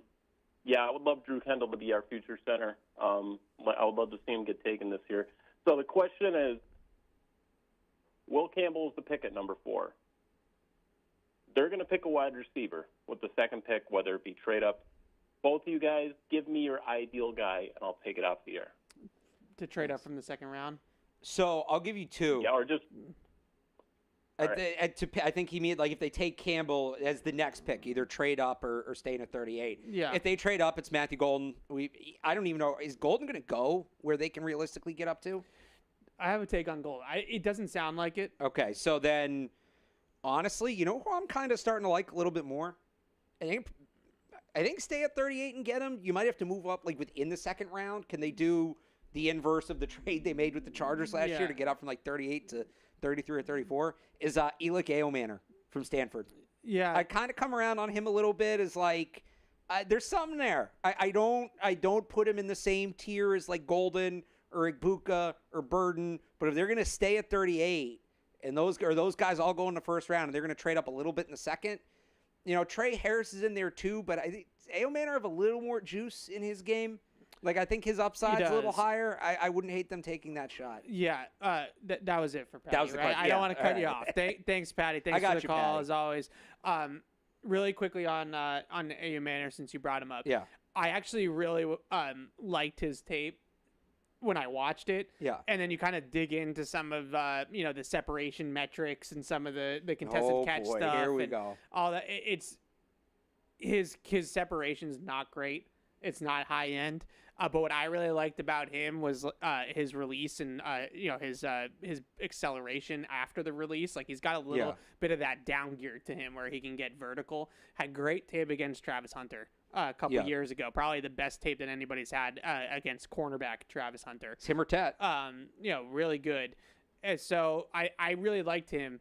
It doesn't sound like it sounds like we're kind of in the minority on him a little bit. Like, I feel like he's kind of cooled. A.O. Manor? Yeah, to maybe like a 3rd round guy, 4th round guy. I think so. Yeah, I think a little bit. Wow. Yeah, I mean, if they can get him there, great. Awesome. But I think the main reason for that is just some of the separation stuff doesn't love him. But we'll see, what the case may be there. He's also not, like, totally, he's kind of new to football. I remember talking to him at the Combine about this.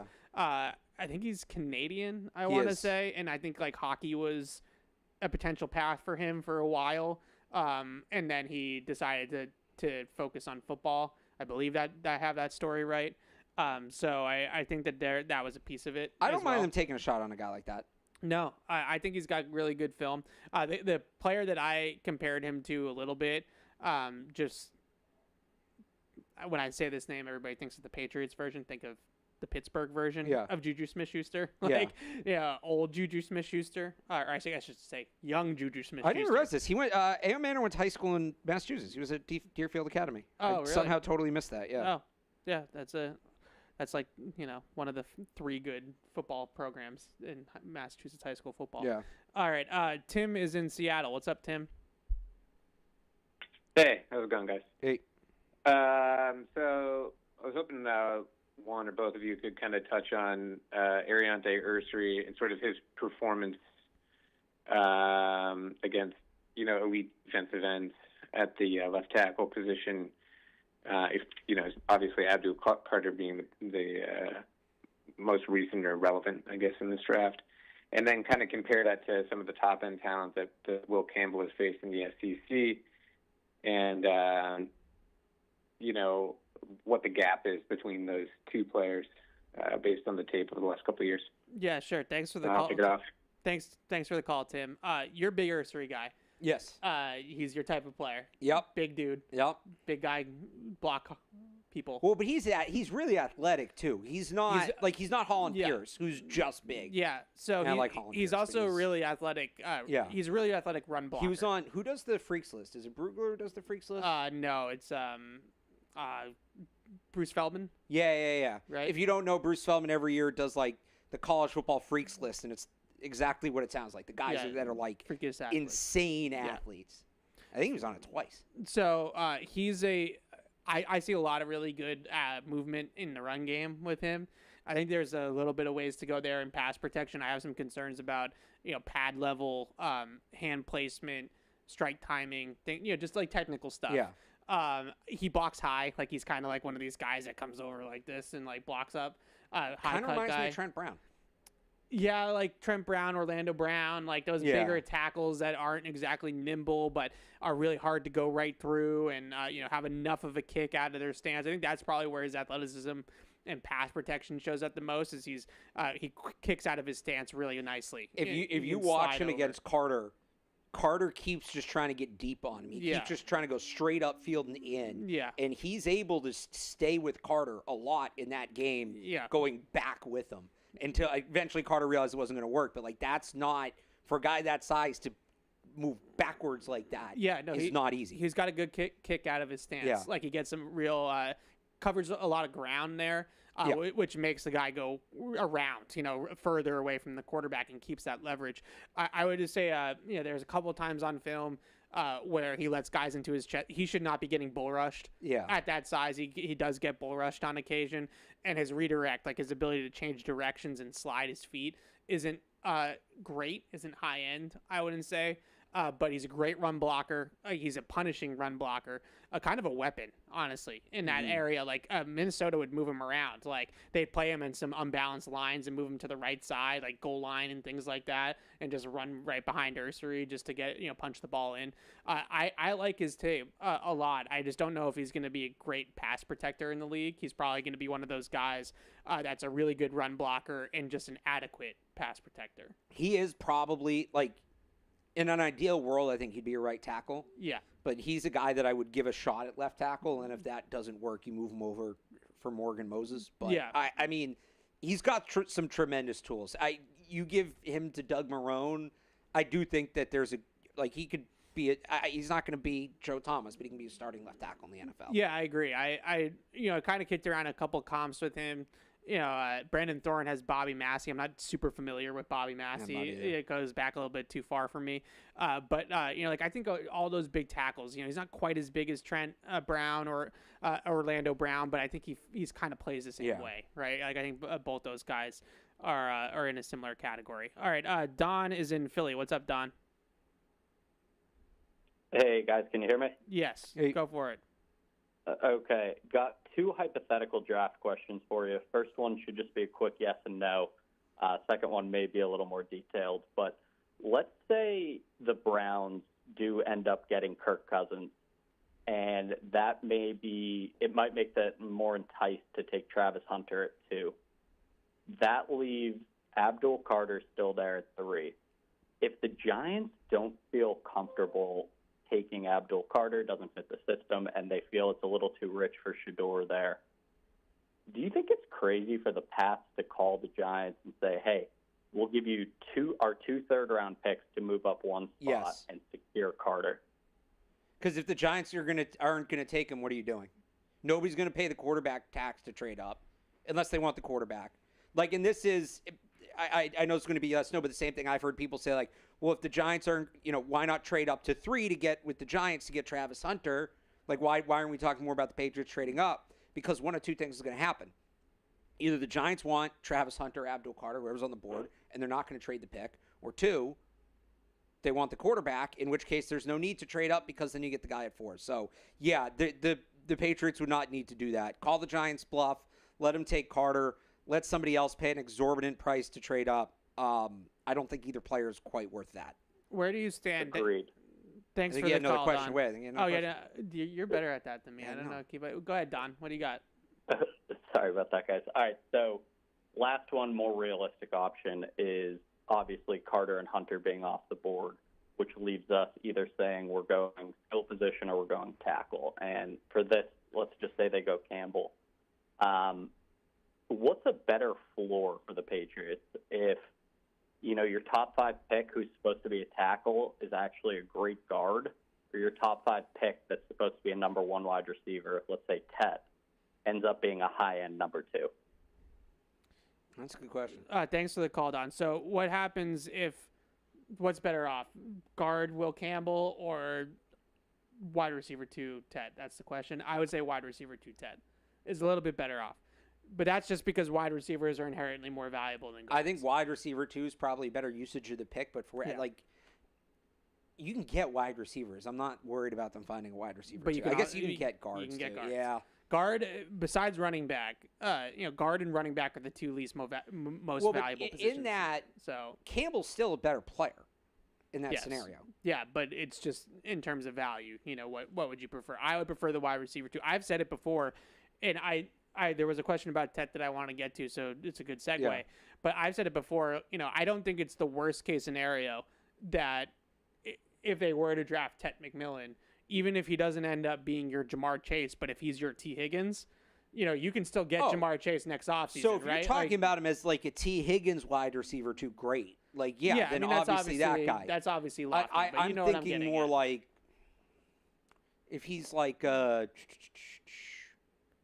even Jordan Addison's probably a little rich for what I'm trying to say. Like a true George Pickens. George Pickens even kind of George Pickens. If he's George Pickens versus if Will Campbell is like Quentin Nelson. Yeah. Right. Who would you rather have? George Pickens or Quentin Nelson? Probably Quentin Nelson. But but you're talking about maybe Hall of Famer maybe that's too rich But I hear what you're saying. Yeah. Like Joe Tooney. Yeah.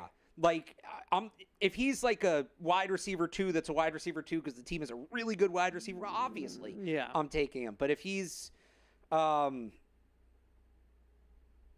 I get what you're saying. Like, let me put it this way. The kind of wide receiver 2 that doesn't come to your head right away because he is a very true wide receiver 2, if he's that kind of player. If he's Alan Lazard. Yeah. If he's Alan Lazard or you're getting, a top 5 guard in football, who would you rather have? Top 5 guard. Yeah, that's more how I looked at that. So the other question that came up about Ted, we had a few emails about this video that's gone viral of him saying that he doesn't like watching film. Oh, yeah. He said he doesn't like watching football. Yeah, he doesn't like watching football, doesn't like watching film. I try not to overreact too much to that kind of stuff. Each guy's wired differently. Each guy has a different approach. I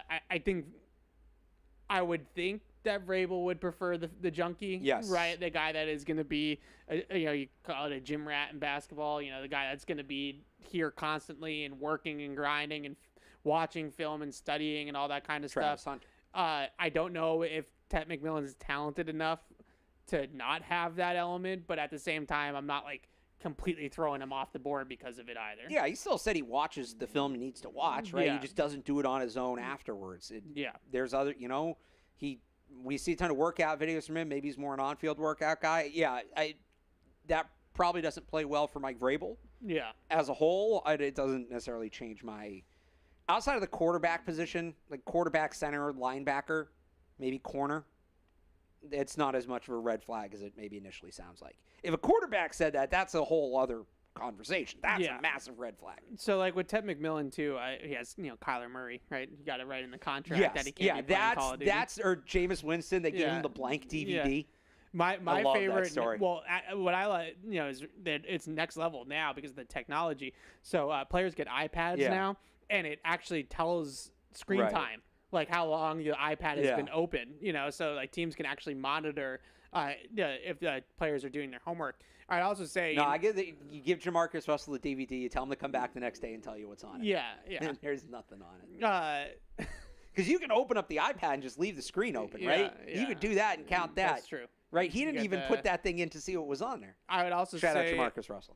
Nowadays they've streamlined the film watching process so much for these players, where especially at those positions where you're one-on-one with somebody specifically, most likely, like they could say to, I'm not saying he doesn't watch film. I'm just using him as an example. They could say to Christian Gonzalez, "You got Jamar Chase this week, so here are all of the cut-ups of Jamar Chase." And it could be they can whittle down 4 games to 30 minutes. So he doesn't have to sit there and watch for 5 hours. It's a 1 hour project instead. So I think there's a lot of ways around that, especially for non-quarterbacks. Yeah. Curtis emails in here. I actually think he makes a decent point here. He says that well, I don't necessarily agree with this, but he said that he doesn't want to leave left tackle to just one draft pick. Like, it's Will Campbell and you're set and forget it and you're all good. So he's wondering, about double dipping at tackle and who are some of the guys that we like later on in the draft to double dip. We talked a little bit about that. You're a Holland Pierce guy because he's big. Well, no, I'll say this. So if they're going to double dip at left tackle specifically, I like Holland Pierce. He is a right tackle. He is, and if they want to draft him to develop him behind Morgan Moses, I would be all for that. If they want to get another left tackle later, so like I guess Jacoby was undrafted, right? But they had N'Keal Harry and they had Jacoby Myers, and Jacoby was the one who worked out. Yeah. Carson Vincent, Alabama A&M. 4 years of starting experience, had a really good Senior Bowl. I think his game translates well. He's very technically skilled. He has the athleticism. He has the size, all that. It's a jump in level, and his ceiling's a little lower because he's an older prospect coming from the FCS, but if they're going to be like, all right, we're going to take Will Campbell at the top, but we want to add another left tackle in the mix, Carson Vincent, Alabama A&M. That's my guy. Yeah, I like him as well. And he might be able to play some guard, too, so he gives you some flexibility. Yeah, I liked him as a left guard, which I thought would help as well. You don't think he can play tackle? I think he could play tackle, but I think, he could play either and maybe bring him in and let him compete at both spots and see what happens. Get him in the building, have him do whatever. I think he'd be a good guy to get in the building. I'm still not 100% sold that Anthony Belton is going to go as high as everybody thinks he is. Yeah. I think he's still a little bit more of a project to me. Another guy that there's really the Trent Brown comp, but another guy that I think is probably a right tackle. Yeah, but he's I think he's got some things he's got to work on technique wise. I don't think he's, you're going to draft a guy in the top 100, you're probably thinking that he's going to be at least a starter by his second year in the league. I don't know if Anthony Belton will be, a starter period. Right. Like, I still think there's some boomer bust there. So maybe it's not as deep as, Vincent's probably more 5th, 6th round. Yeah. Like Belton's probably 3rd, 4th round, somewhere around there. I mentioned Charles Grant from William Mary. He's probably going to be a fringe top 100 guy. Yeah. That will just be about, level of competition if teams He's kind of day 2 Carson Vincent. Yeah. So, just looking at it, like Nick Saldiveri from a couple years ago, yeah. He was an early 4th round pick. I think he might have been the first pick of the 4th round. Smaller school guy, similar thing, stands out on tape amongst the rest of those guys. There was one other guy, Jalen Rivers from Miami. I think that he's probably a guard, but he's big. He's got long arms. Yeah. Like he's got, decent feet. Like, I think he's probably a tackle / guard, kind of like a Mike Onwenu-ish type player. But he might have some potential there as well. Mid rounds, 4th, 5th round, something like that. That's another thing we got from Elliot Wolf, by the way, with Felger, that if there was any wonder, Mike Onwenu's the right guard. Oh, good. So that's I'm glad we can put that to bed. Well, you never know with him. Like, you say that kind of sarcastically, but how many times have we thought, good, Mike Onwenu finally has his position, and then he changed. Yeah. All right. So this is a question from Curtis that I think is a good way to kind of whittle this down of our takes on this Okay. class. Okay. So every player is on the board. We're making the pick. You're Yeah. the GM. You're in the GM chair. Yeah. Give me your top 4 right now.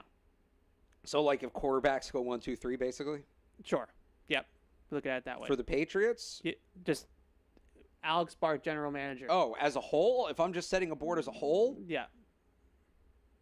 Carter, Hunter, Genty, Campbell. Okay. What if you're the Patriots specifically? Campbell Membo instead of Genty. Yeah. I feel like I kind of feel the same way. I have... And then Tet, I think, would probably be the 5th guy. I thought about that, if it would be Warren or would it be Tet. I feel like both those guys kind of, for different reasons, I have concerns. I'd be between the two of them also. Yeah. I go Tet because he's a little bit younger. He has more upside and just the value of that wide receiver position. Yeah. Honestly, might have Jalen Walker up there too. Yeah, I have Jalen Walker high too. So, I'm starting to, I have the spreadsheet every year. Yeah. I should have it out soon, ish. I'm starting to come to an end here. Thankfully, I spent like all weekend grinding defensive linemen just to get through it all. And I have right now I have, way I do it, different like tiers, like a grade scale, right? And I have 3 guys that I would consider blue chip prospects in this draft. And I looked, made sure I had the accurate number. I had 8 last year. Yeah. In that draft. So, or 2 drafts ago, I guess if you want to call it that, Caleb Williams, Jaden Daniels, Drake May, Neighbors, Harrison Adunze, all Brock Bowers. 8 guys. Yeah. In this draft, I have 3. Hunter, Carter, Genty. Yeah, Hunter, Carter, Genty, and that's it. So I think the 4th spot I'd probably give to Campbell. I think he's probably the 4th best, but they're just from a grade in the board, like raw grade, there is a drop-off there. The drop-off from 3 to 4 is significant. Yeah. Yeah. And I heard Ryan Poles, the Bears GM, talking about this yesterday at the league meetings. And he just said, echoed what everybody else is echoing. This is one of those drafts where there's like 3 premium blue chip players at the top. And then from like 4 to, he said, almost all the way to 100. Right? Yeah. Like it's like all just really solid NFL starting caliber talent, but not special. Yeah. And it's just one of those types of drafts. And I think, just in my process, just going through it, it's quite like I have so many guys that I feel like are like second, third round grades, right? Like just like Yeah. so many, and usually you project those guys to be eventual starters in the league, solid NFL starters, probably, more like complementary to solid starting type of caliber players. But there's a lot of them in this. There's probably, upwards of 75 of those guys in this draft. So, having that extra third round pick is nice for the Patriots, but I would also just mention, this is why when we talk about trade downs, like it's not the year where you're going to get the value Right. To be trading down, because everybody feels the same way about the board. Like everybody feels the same way.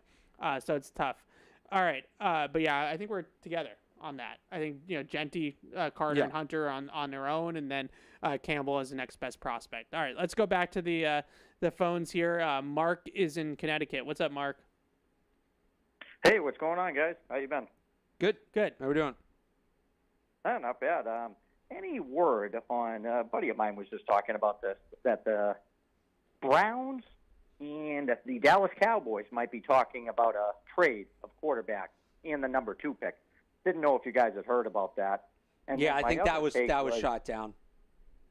Okay, very good. Yeah. The other thing was, what is the realistic possibility if, again, Abdul Carter and Travis Hunter are off the board, that they can move down to 8 or 9 and pick Penn State tight end? What is the realistic possibility that they can make that happen and gain a second-round pick? Have you guys got any intel on that, or is it they're going to probably have to stick and pick?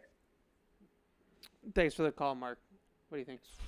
I mean, I don't know if trying to think of the order. I don't know if Tyler Warren gets to 8 or 9. Yeah. To begin with, is a second round pick what it costs to move back that far? Maybe. I'd like to get a little more than that. In that scenario, I think the trade's more realistic. I don't know that Warren gets to 9. Well, we keep talking about the class in the same way, and with Warren getting to 9, it just, who's going in between? Right. And we know this class doesn't have the blue chip talent. Like, I just... So he's 10 on the consensus board right now, but that's with both quarterbacks going high. Is he going to go ahead of Mason Graham? I think that's a coin flip. Right. Is Mason Graham going to go ahead of him? I think that's a coin flip. Is Tet McMillan going to go ahead of him? I think that's a coin flip. Throw Genty in there too. Yeah. So that's 4 players, including Shadur. A lot would have to go their way. And it's also, so I was thinking about this the other day, and I kind of brought it up earlier on the show, and let me ask you this, right? So, okay, Hunter and Carter are gone. They like Membo and Campbell, and they figure, okay, like, we can move back, and maybe they like, Jalen Walker too, or Genty too, or whatever. Yeah. It's like, all right, there's 3 or 4 players we take here. We can move back a couple spots, and we'll be good. But the offers maybe aren't there. So let's say it's moving back, like with the Raiders at 6, even just 2 spots. Like, at what point, if the Raiders offer you a 4th, are you doing that for just a 4th-round pick? Or at that point, are you going to keep the choice you have and take the guy you really want? They'll get an offer, but are you going to – I don't know if the offer is going to be there that's going to be worth giving up that choice. Yeah, I think the only way that you get an offer that is really worth considering in terms of a value for the pick is if Hunter or Abdul Carter falls in your lap and some team offers you a Will Anderson-esque package. I'm still in the camp that might say no to it, but I'm just saying, like, I don't think the pick is going to have any value unless that's the scenario that we're talking about. Right. And so when I hear, 2 things that I think have frustrated me the most about this, because I like to sometimes, have access to crime in this situation. The 2 things I've heard the most in this draft season that have frustrated me to no end: trade down. Everybody wants to trade down. The whole world wants to trade down. Nobody wants to pick where they're at right now, including maybe the Tennessee Titans. Yeah, like literally nobody wants to make the Did you pick. see this one was going around yesterday on Twitter? We should trade back. There's no good value left where my team is drafting, but I'm sure another team would like to give up assets to move up to this same spot. I think that's where we're all at right now. Yeah, it's just if we all agree that there's nobody worth taking at 4 overall. Yeah. If Abdul Carter and Travis Hunter are off the board, the whole league agrees. Like, so why would anybody give up anything? Would adding a set now? You're moving down to 9 or 10. You're missing on a lot of players there. You're probably missing on both tackles. You're missing. I think you're going to miss on Genty. You might miss on Warren. Like, is a second round pick enough for you to do that?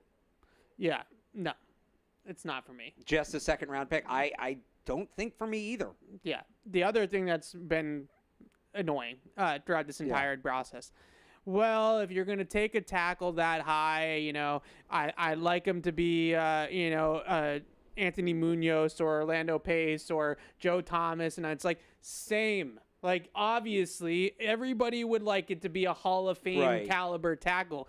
They don't exist in this draft. Like, those guys don't exist. So if you're taking Will Campbell out, and you're saying, I'm not taking him, or I'm not taking Armontae Membo because he's not Jonathan Ogden, right? Yeah. And so I'm taking him out. I mean, I'm going to draft Tet McMillan. Well, Tet McMillan's not Julio Jones. So it's the same thing, right? Like, there's no blue chip player outside of those two guys in this draft and Genty at 4 overall to take at tackle. So, like, you can't just say, oh, well, I wouldn't take a tackle that high unless he's going to be Jonathan Ogden. Well, in this draft, there is no Jonathan Ogden. I've said this to you. And very different players stylistically. Yeah. But if Will Campbell or Armontae Membo becomes Nate Solder, right? Yeah. He's a solid starting left tackle here for 10 we years. use Matt Light because Nate Solder was, like, fine. Let's use Fine. Matt Light. He's here for 10 years. Maybe he's not making Pro Bowls, but he's not a guy we're talking about needing to replace, right? Yeah. You feel good that he's your left tackle.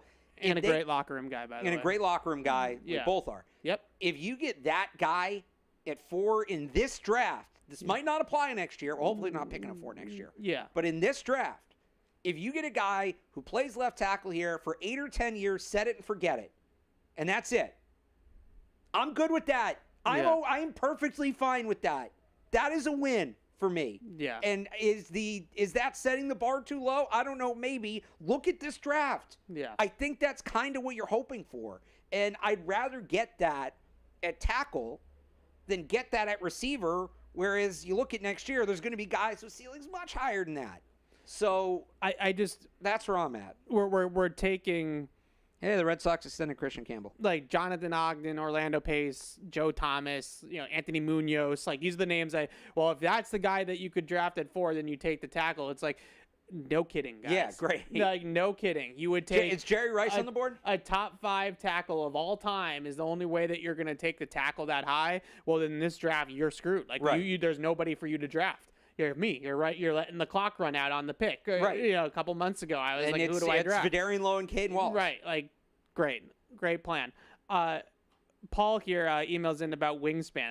I have a tiny axogram about this. So he asked, talking about Will Campbell, the arm length discrepancies, 33 versus 32 and 5/8 from the combine. And he asked why we're not talking about wingspan, and that his wingspan's a bigger outlier, and why we're not talking about both measurements. So I've actually asked around about the wingspan thing and how much the wingspan thing is really mattering. And I got to be honest with you, outside of like mock draftable charts where it just looks bad that his wingspan is like all the way over here in the 1 percentile or whatever, I don't think a ton of NFL teams have any idea or care about wingspans. I don't think it's a metric that anybody's really focusing too much on. Length and arm length is tangible, right? Like, you have to have extension, you have to have arm length, you have to be able to get out to rushers, you have to, like, that's a tangible thing of how this could impact a player. We talk about wingspan, we're talking about how much room he takes up, like how wide of a body he has. How often are you in this position, arms out wide as a tackle? Like, if you're here, something's gone wrong. Yeah. Maybe wingspan would be a little bit more important for a guard. I was going to say. Just because of the bigger bodies that you're taking up. Right, exactly. But at tackle, I just don't think that I think a lot of this stuff, and I don't mean to this. I'm right with all of you. A lot of this stuff, though, is like we talk a lot more about this stuff than people that actually make decisions do. Was it wingspan or arm length we did with Drake last year, where it was like you don't want the quarterback's wingspan to be too long because then the ball has to travel further in the release, so it's a longer release. We did that with I think it was that with the quarterbacks last year. I don't remember his wingspan or arm length. He also Drake has smallish hands. I remember that. Yeah, honestly, I thought was going to get more fight than it did. I think at that point everybody just kind of knew he was the pick. Yeah, there's no Kenny Pickett. He was within the range. I have bigger hands than Kenny Pickett. So Nick in Boston also brings up another point about the tackles and said, if Campbell fails at left tackle, then he has to move inside the guard. Whereas if Membo fails at left tackle, you can flip him back to right. So at least you're still getting a tackle. I think there's some truth to that. Like, that's probably the best Membo argument there is that Membo is a tackle. Well, he's also a good player. But yeah. But like, besides, compared to Campbell. Yeah, Okay, yeah. Membo's a tackle. I don't know which side he's a tackle on, but he's a tackle. Whereas Campbell, we're not 100% sure that he's a full-time tackle. He's not a right. I'm not moving Campbell to right tackle. No. That's not. No, I'm agreeing with you. I'm saying like that's. I've seen some people say he's either a left tackle or a left guard. Yeah. He's one of those two things. Whereas Membo is either a right tackle or a left tackle, right? Yeah. And so at least he's a tackle. I think that's the best Membo argument. Yep, I would agree. Now that being said, you did just sign Morgan Moses for 3 years. He's probably not going to play here for 3 years at 34 years old. It's probably going to be 1 or 2. But is it the worst case in the world if Membo is the right tackle next year? Maybe move on from Morgan Moses a little bit quicker. Yeah. I guess not. But you're still not filling the left tackle hole, right? So you're still. It's also, if Campbell doesn't work out, if you find out early that Campbell's not going to work out at left tackle, he's going to be your starting left guard this year. Yeah. If you find out Membo's not going to work out at left tackle, it's a J.C. Latham is your situation. 4th round pick not going to play, or are you just going to have a bad left tackle all year? 4th round pick, 4th overall pick, not going to play. Yeah. No, I mean, it's J.C. Latham, right? J.C. Latham played left tackle last year. Didn't look great. Well, I would hope they don't force it. I would hope that, protecting Drake, they cut their losses and don't put an incapable player out there. Yeah, but so what, Membo would ride the bench? Like, Morgan Moses is going to start. That's what I'm saying. Yeah, you either have to play a bad left tackle or your 4th overall pick doesn't play. Right. And I don't know that either of those are a great outcome. It's not a great outcome. I would say that most teams have to play the bad left tackle and hope it gets better. For 17 games? You can't have the 4th overall pick sit on the bench all year. Like, maybe can't have the franchise quarterback running for his life. Okay, but he's gonna run for his life if it's Vidarian Lowe just as much as he's gonna. If it's hopefully Armontae there's Membo. Somebody else.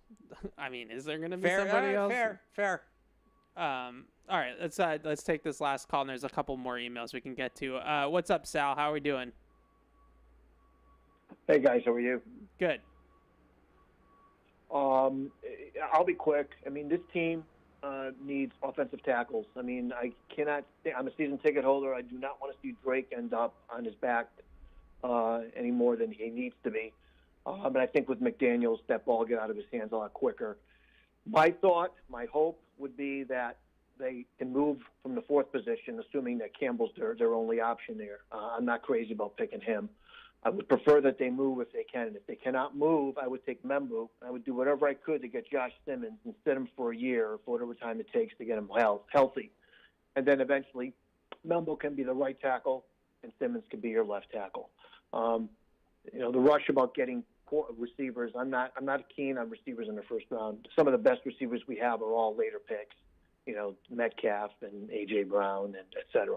I'll take care of you. I'll listen to you guys off the air. Thanks, Sal. Thanks for the call. Yeah, I think that Sal's not in the minority when it comes to just throw as many things at tackle to solve the problem. They can't have a 1st round pick that doesn't play. I'm with you on that. I've honestly come around more on Simmons than I was before. I haven't seen the medical. That's the big worry for me. It's the medicals. Yeah. Talented player, but a lot of people I trust don't seem bothered by it. But if the plan is, all right, we're going to draft Membo, play him at left tackle, and then we're also going to draft Josh Simmons and play him at left tackle next year, well, then draft somebody else who helps the football team instead of Simmons, and then just draft another tackle next year.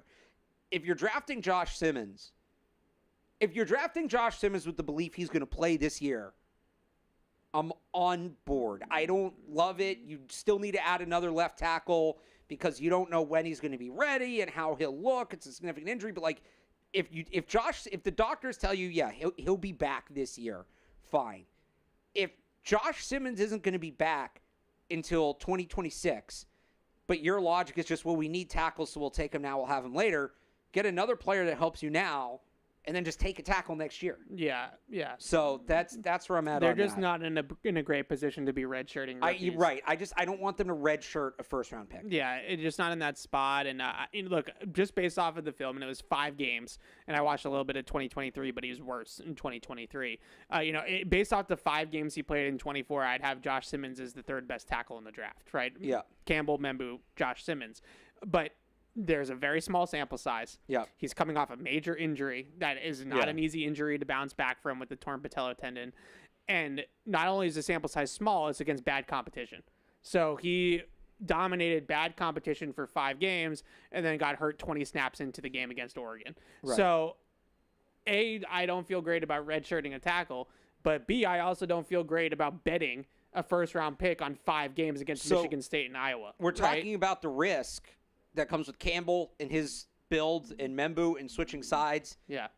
Simmons is bigger risk than either of them. 100%. And I don't necessarily think he's not a first-round pick. I just think for the position the Patriots are in, if you're worried about Campbell and Membo because you want to mitigate risk, well, then pivoting to Josh Simmons isn't the answer. There's still risk there, too. Now you got to go to Connolly and Ursery. Yeah. Let another team take the risk with Simmons. I don't like the Niners at 11 make all the sense in the world. Niners, Chiefs, like teams the that Niners specifically because he can sit behind Trent Williams with the the Chiefs signed the kid from the Niners, Jalen Moore, right? Oh yeah. So they have him on a 2-year contract. Like it makes a lot of sense for contenders, like teams like that. Yeah. That can afford. I don't know. For example, like I think Simmons is probably a left tackle, but he could probably play either side. Like in Philly, how much longer is Lane Johnson going to play for? Yeah. Right. Like, and if Philly takes, kind of like what the Patriots did with Matt Light and Nate Solder. Like, they take Josh Simmons and they let him recuperate and whatever. They have one more great year out of Lane Johnson. Lane Johnson's been talking about retirement on and off. Yeah. Like, maybe that's the route that they go. So, I'm with you with Josh Simmons. If he was healthy, and he put together an entire season, and he was Ohio State's left tackle through the national championship game and played at the level that he played at, I think we would be talking about him at 4 overall. But he didn't. So you can't. He didn't. We don't live in the expected world, Evan. We live in reality. One last thing here. I know we only have a couple more minutes, but we have another thing we have to get to too after the emails, real quick. Okay. This can wait till next show. So let's get to your last thing. So I kind of gave everybody a little teaser after the show last week because we were talking about running backs.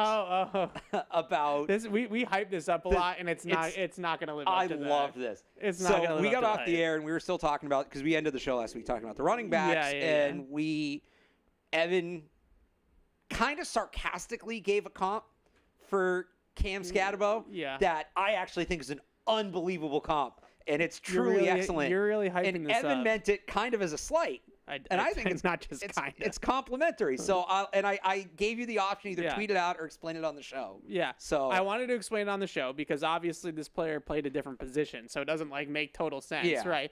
But I was trying to think of a awesome college player that just is an awesome college player but not a great pro. Right. Just one of those guys that just dominated college football, and there's plenty of them, right? There's plenty of other examples besides this guy. But the guy that I came up with... So you were talking about the running backs as a whole. You said, what are the odds one of these running backs is this player? And again, you meant it in terms of career arc, but it was Scatterbo or somebody else. You said, what are the odds, Scatterbo or... No, I think it was just Scatterbo. Was it just Scatterbo? I thought there was somebody else in there. Is this player who is... Tim Tebow. Right. So I took that to mean, well, if Tim Tebow had actually moved to running back like he should have, that is kind of how Cam Scatterbo runs the football. I know it's not, but it's kind of perfect. Yeah. Between Tebow's bigger. Tebow's bigger, but the running style, the mentality, right? The whole Tim Tebow, 15 minutes for the rest of our lives, Cam Scatterbo throwing up on the sideline at the Peach Bowl or the Cotton Bowl or whatever it was. Peach Bowl, I think. Like it kind of works. If Tim Tebow had actually played running back, I think he'd kind of be like a taller Cam Scatterbo stylistically. I do think, and Cam Scatterbo, by the way, did play some quarterback at Sacramento State. So he is a wildcat threat. So I actually think he threw a pass in the Peach Bowl. I think it's you meant it in a very different way. The way I chose to take it, it's actually kind of spot on. So I meant it in terms of career arc, right? Tim Tebow, one of the best college football players of all time. Yeah. But was not NFL caliber as a quarterback, especially, right? Just wasn't a good NFL player. And my fear with a guy like Scatterbo is that the Peach Bowl against Texas, which is maybe the single best tape of any player in this draft, by the way. Wow, okay. I mean, that he had like 300 That's total true, yards yeah. of offense. Like, he literally, like, they were down multiple touchdowns in the second half, and this guy put the team on his back. A.O. Manor against Travis Hunter, I would say, is up It's there. up there, but Carter I don't has know. some good This tape, guy obviously. had a rushing, receiving, and passing touchdown all in the same game. Like, he was unbelievable. But is there a very good chance that the Peach Bowl against Texas is Cam Scadaboo's best football game he ever plays, and it's all downhill from here? Yeah, like, that's definitely a possibility. And I look at him, and I look at his playing style. I look at, I don't think he's a great athlete. Like, I think he's a kind of a effort player. Like, I think he's a great athlete. He's not fast. Yeah. Because great contact balance, Right. low center of gravity, bowling Strong, ball, yeah. can catch the ball. I wouldn't say he's not athletic. There's a difference there. He's not fast. He's also, like, his ability to cut, like, he's got a good spin move. And also, who drafted Tim Tebow? Josh McDaniels. That's right. But that's all I was getting unbelievable at. comp. I That thought it is was. good. I That was all know I was how you getting meant at. it. I don't care how you Like, meant yeah, it. like, obviously, That's one like, of my there's other favorite guys comps of that are draft season. example like that. Like Johnny Manziel flamed out for other reasons, probably along with the football. But, like, he also wasn't that good at football. I mean, right? until last year, it kind of looked like Sam Darnold was going to be that guy. Sam Darnold got drafted off of that Rose Bowl game. Yeah, and Sam who is, Darnold would not have gone that high without that Rose Bowl. Warwick, the receiver, Patrick Warwick. Yeah, something like we're Are you going way back? Way now? back, like that's like always like we're young. Okay, spoiler alert. Honestly, that's always like the olds like that. That's their guy. I'll like give you that's another their one. Tebow. And he had a decent NFL career, but I always felt had like one play that he made that elevated him. Jadeveon Clowney. Yeah. Like he had everybody that knows might be, the play. Yeah. Peter Work is the guy. Peter Work. Yeah. He had an unbelievable play. Yeah. And it's a great play. People put a little too much on that one play when they talked about Jadeveon Clowney as like he was a fine pro. Yeah. What is he? Second overall pick? Second overall pick? First overall pick. That was the Reggie Bush year, right? Yeah. It was him then Reggie Bush, or was that Mario Williams? No, that was Mario Williams. But Jadeveon Clowney went number 1 overall. Yeah, and it's like he was fine. It wasn't first overall pick. Yeah. Peter Work is like the one I think from like the 90s. Like if you want to go that direction. Florida State, right? Yeah. That was kind of what I was getting at, right? Like just a really awesome college player that just doesn't live up to it in the NFL, and I worry about that a little bit with Scadaboo. I do. Leonard Fournette. Sure, Leonard Fournette was a good pro. It took him a while. Yeah, he had to get out of Jacksonville. That might have been more Jacksonville. Yeah, Leonard Fournette was actually. a decent pro. Yeah. I don't confidence. Don't have very much confidence in some of these guys, but I have confidence. It's important to have when you're on the road with Bridgestone tires on your car, truck, SUV, or minivan. You're riding on tires you can trust. Bridgestone tires are engineered to give you peace of mind, so you can focus on enjoying the journey. So whether you're on your morning commute, a cross-country road trip, or a relaxing Sunday drive, Bridgestone tires will be with you wherever life's roads may lead. Bridgestone, solutions for your journey. Available now at Sullivan Tire. That was a fun show. We will be back next week. We got 3 more before the draft? Yeah, just a couple more. We'll do some preview stuff next week, and obviously stick to the news as well and what's going on in Patriot land, because this offseason doesn't want to quit. It just seems like there's something to talk about every week, which is good. Well, for us, we're talking to the offensive and defensive coaches tomorrow. Next 2 days. Yep. And then Vrabel's going to do the pre-draft presser, I think the 15th? Yeah, something like that. Is that a Wednesday? So we got a lot to do. So we'll be back next week, same time, same place. We'll see you guys then. Bye.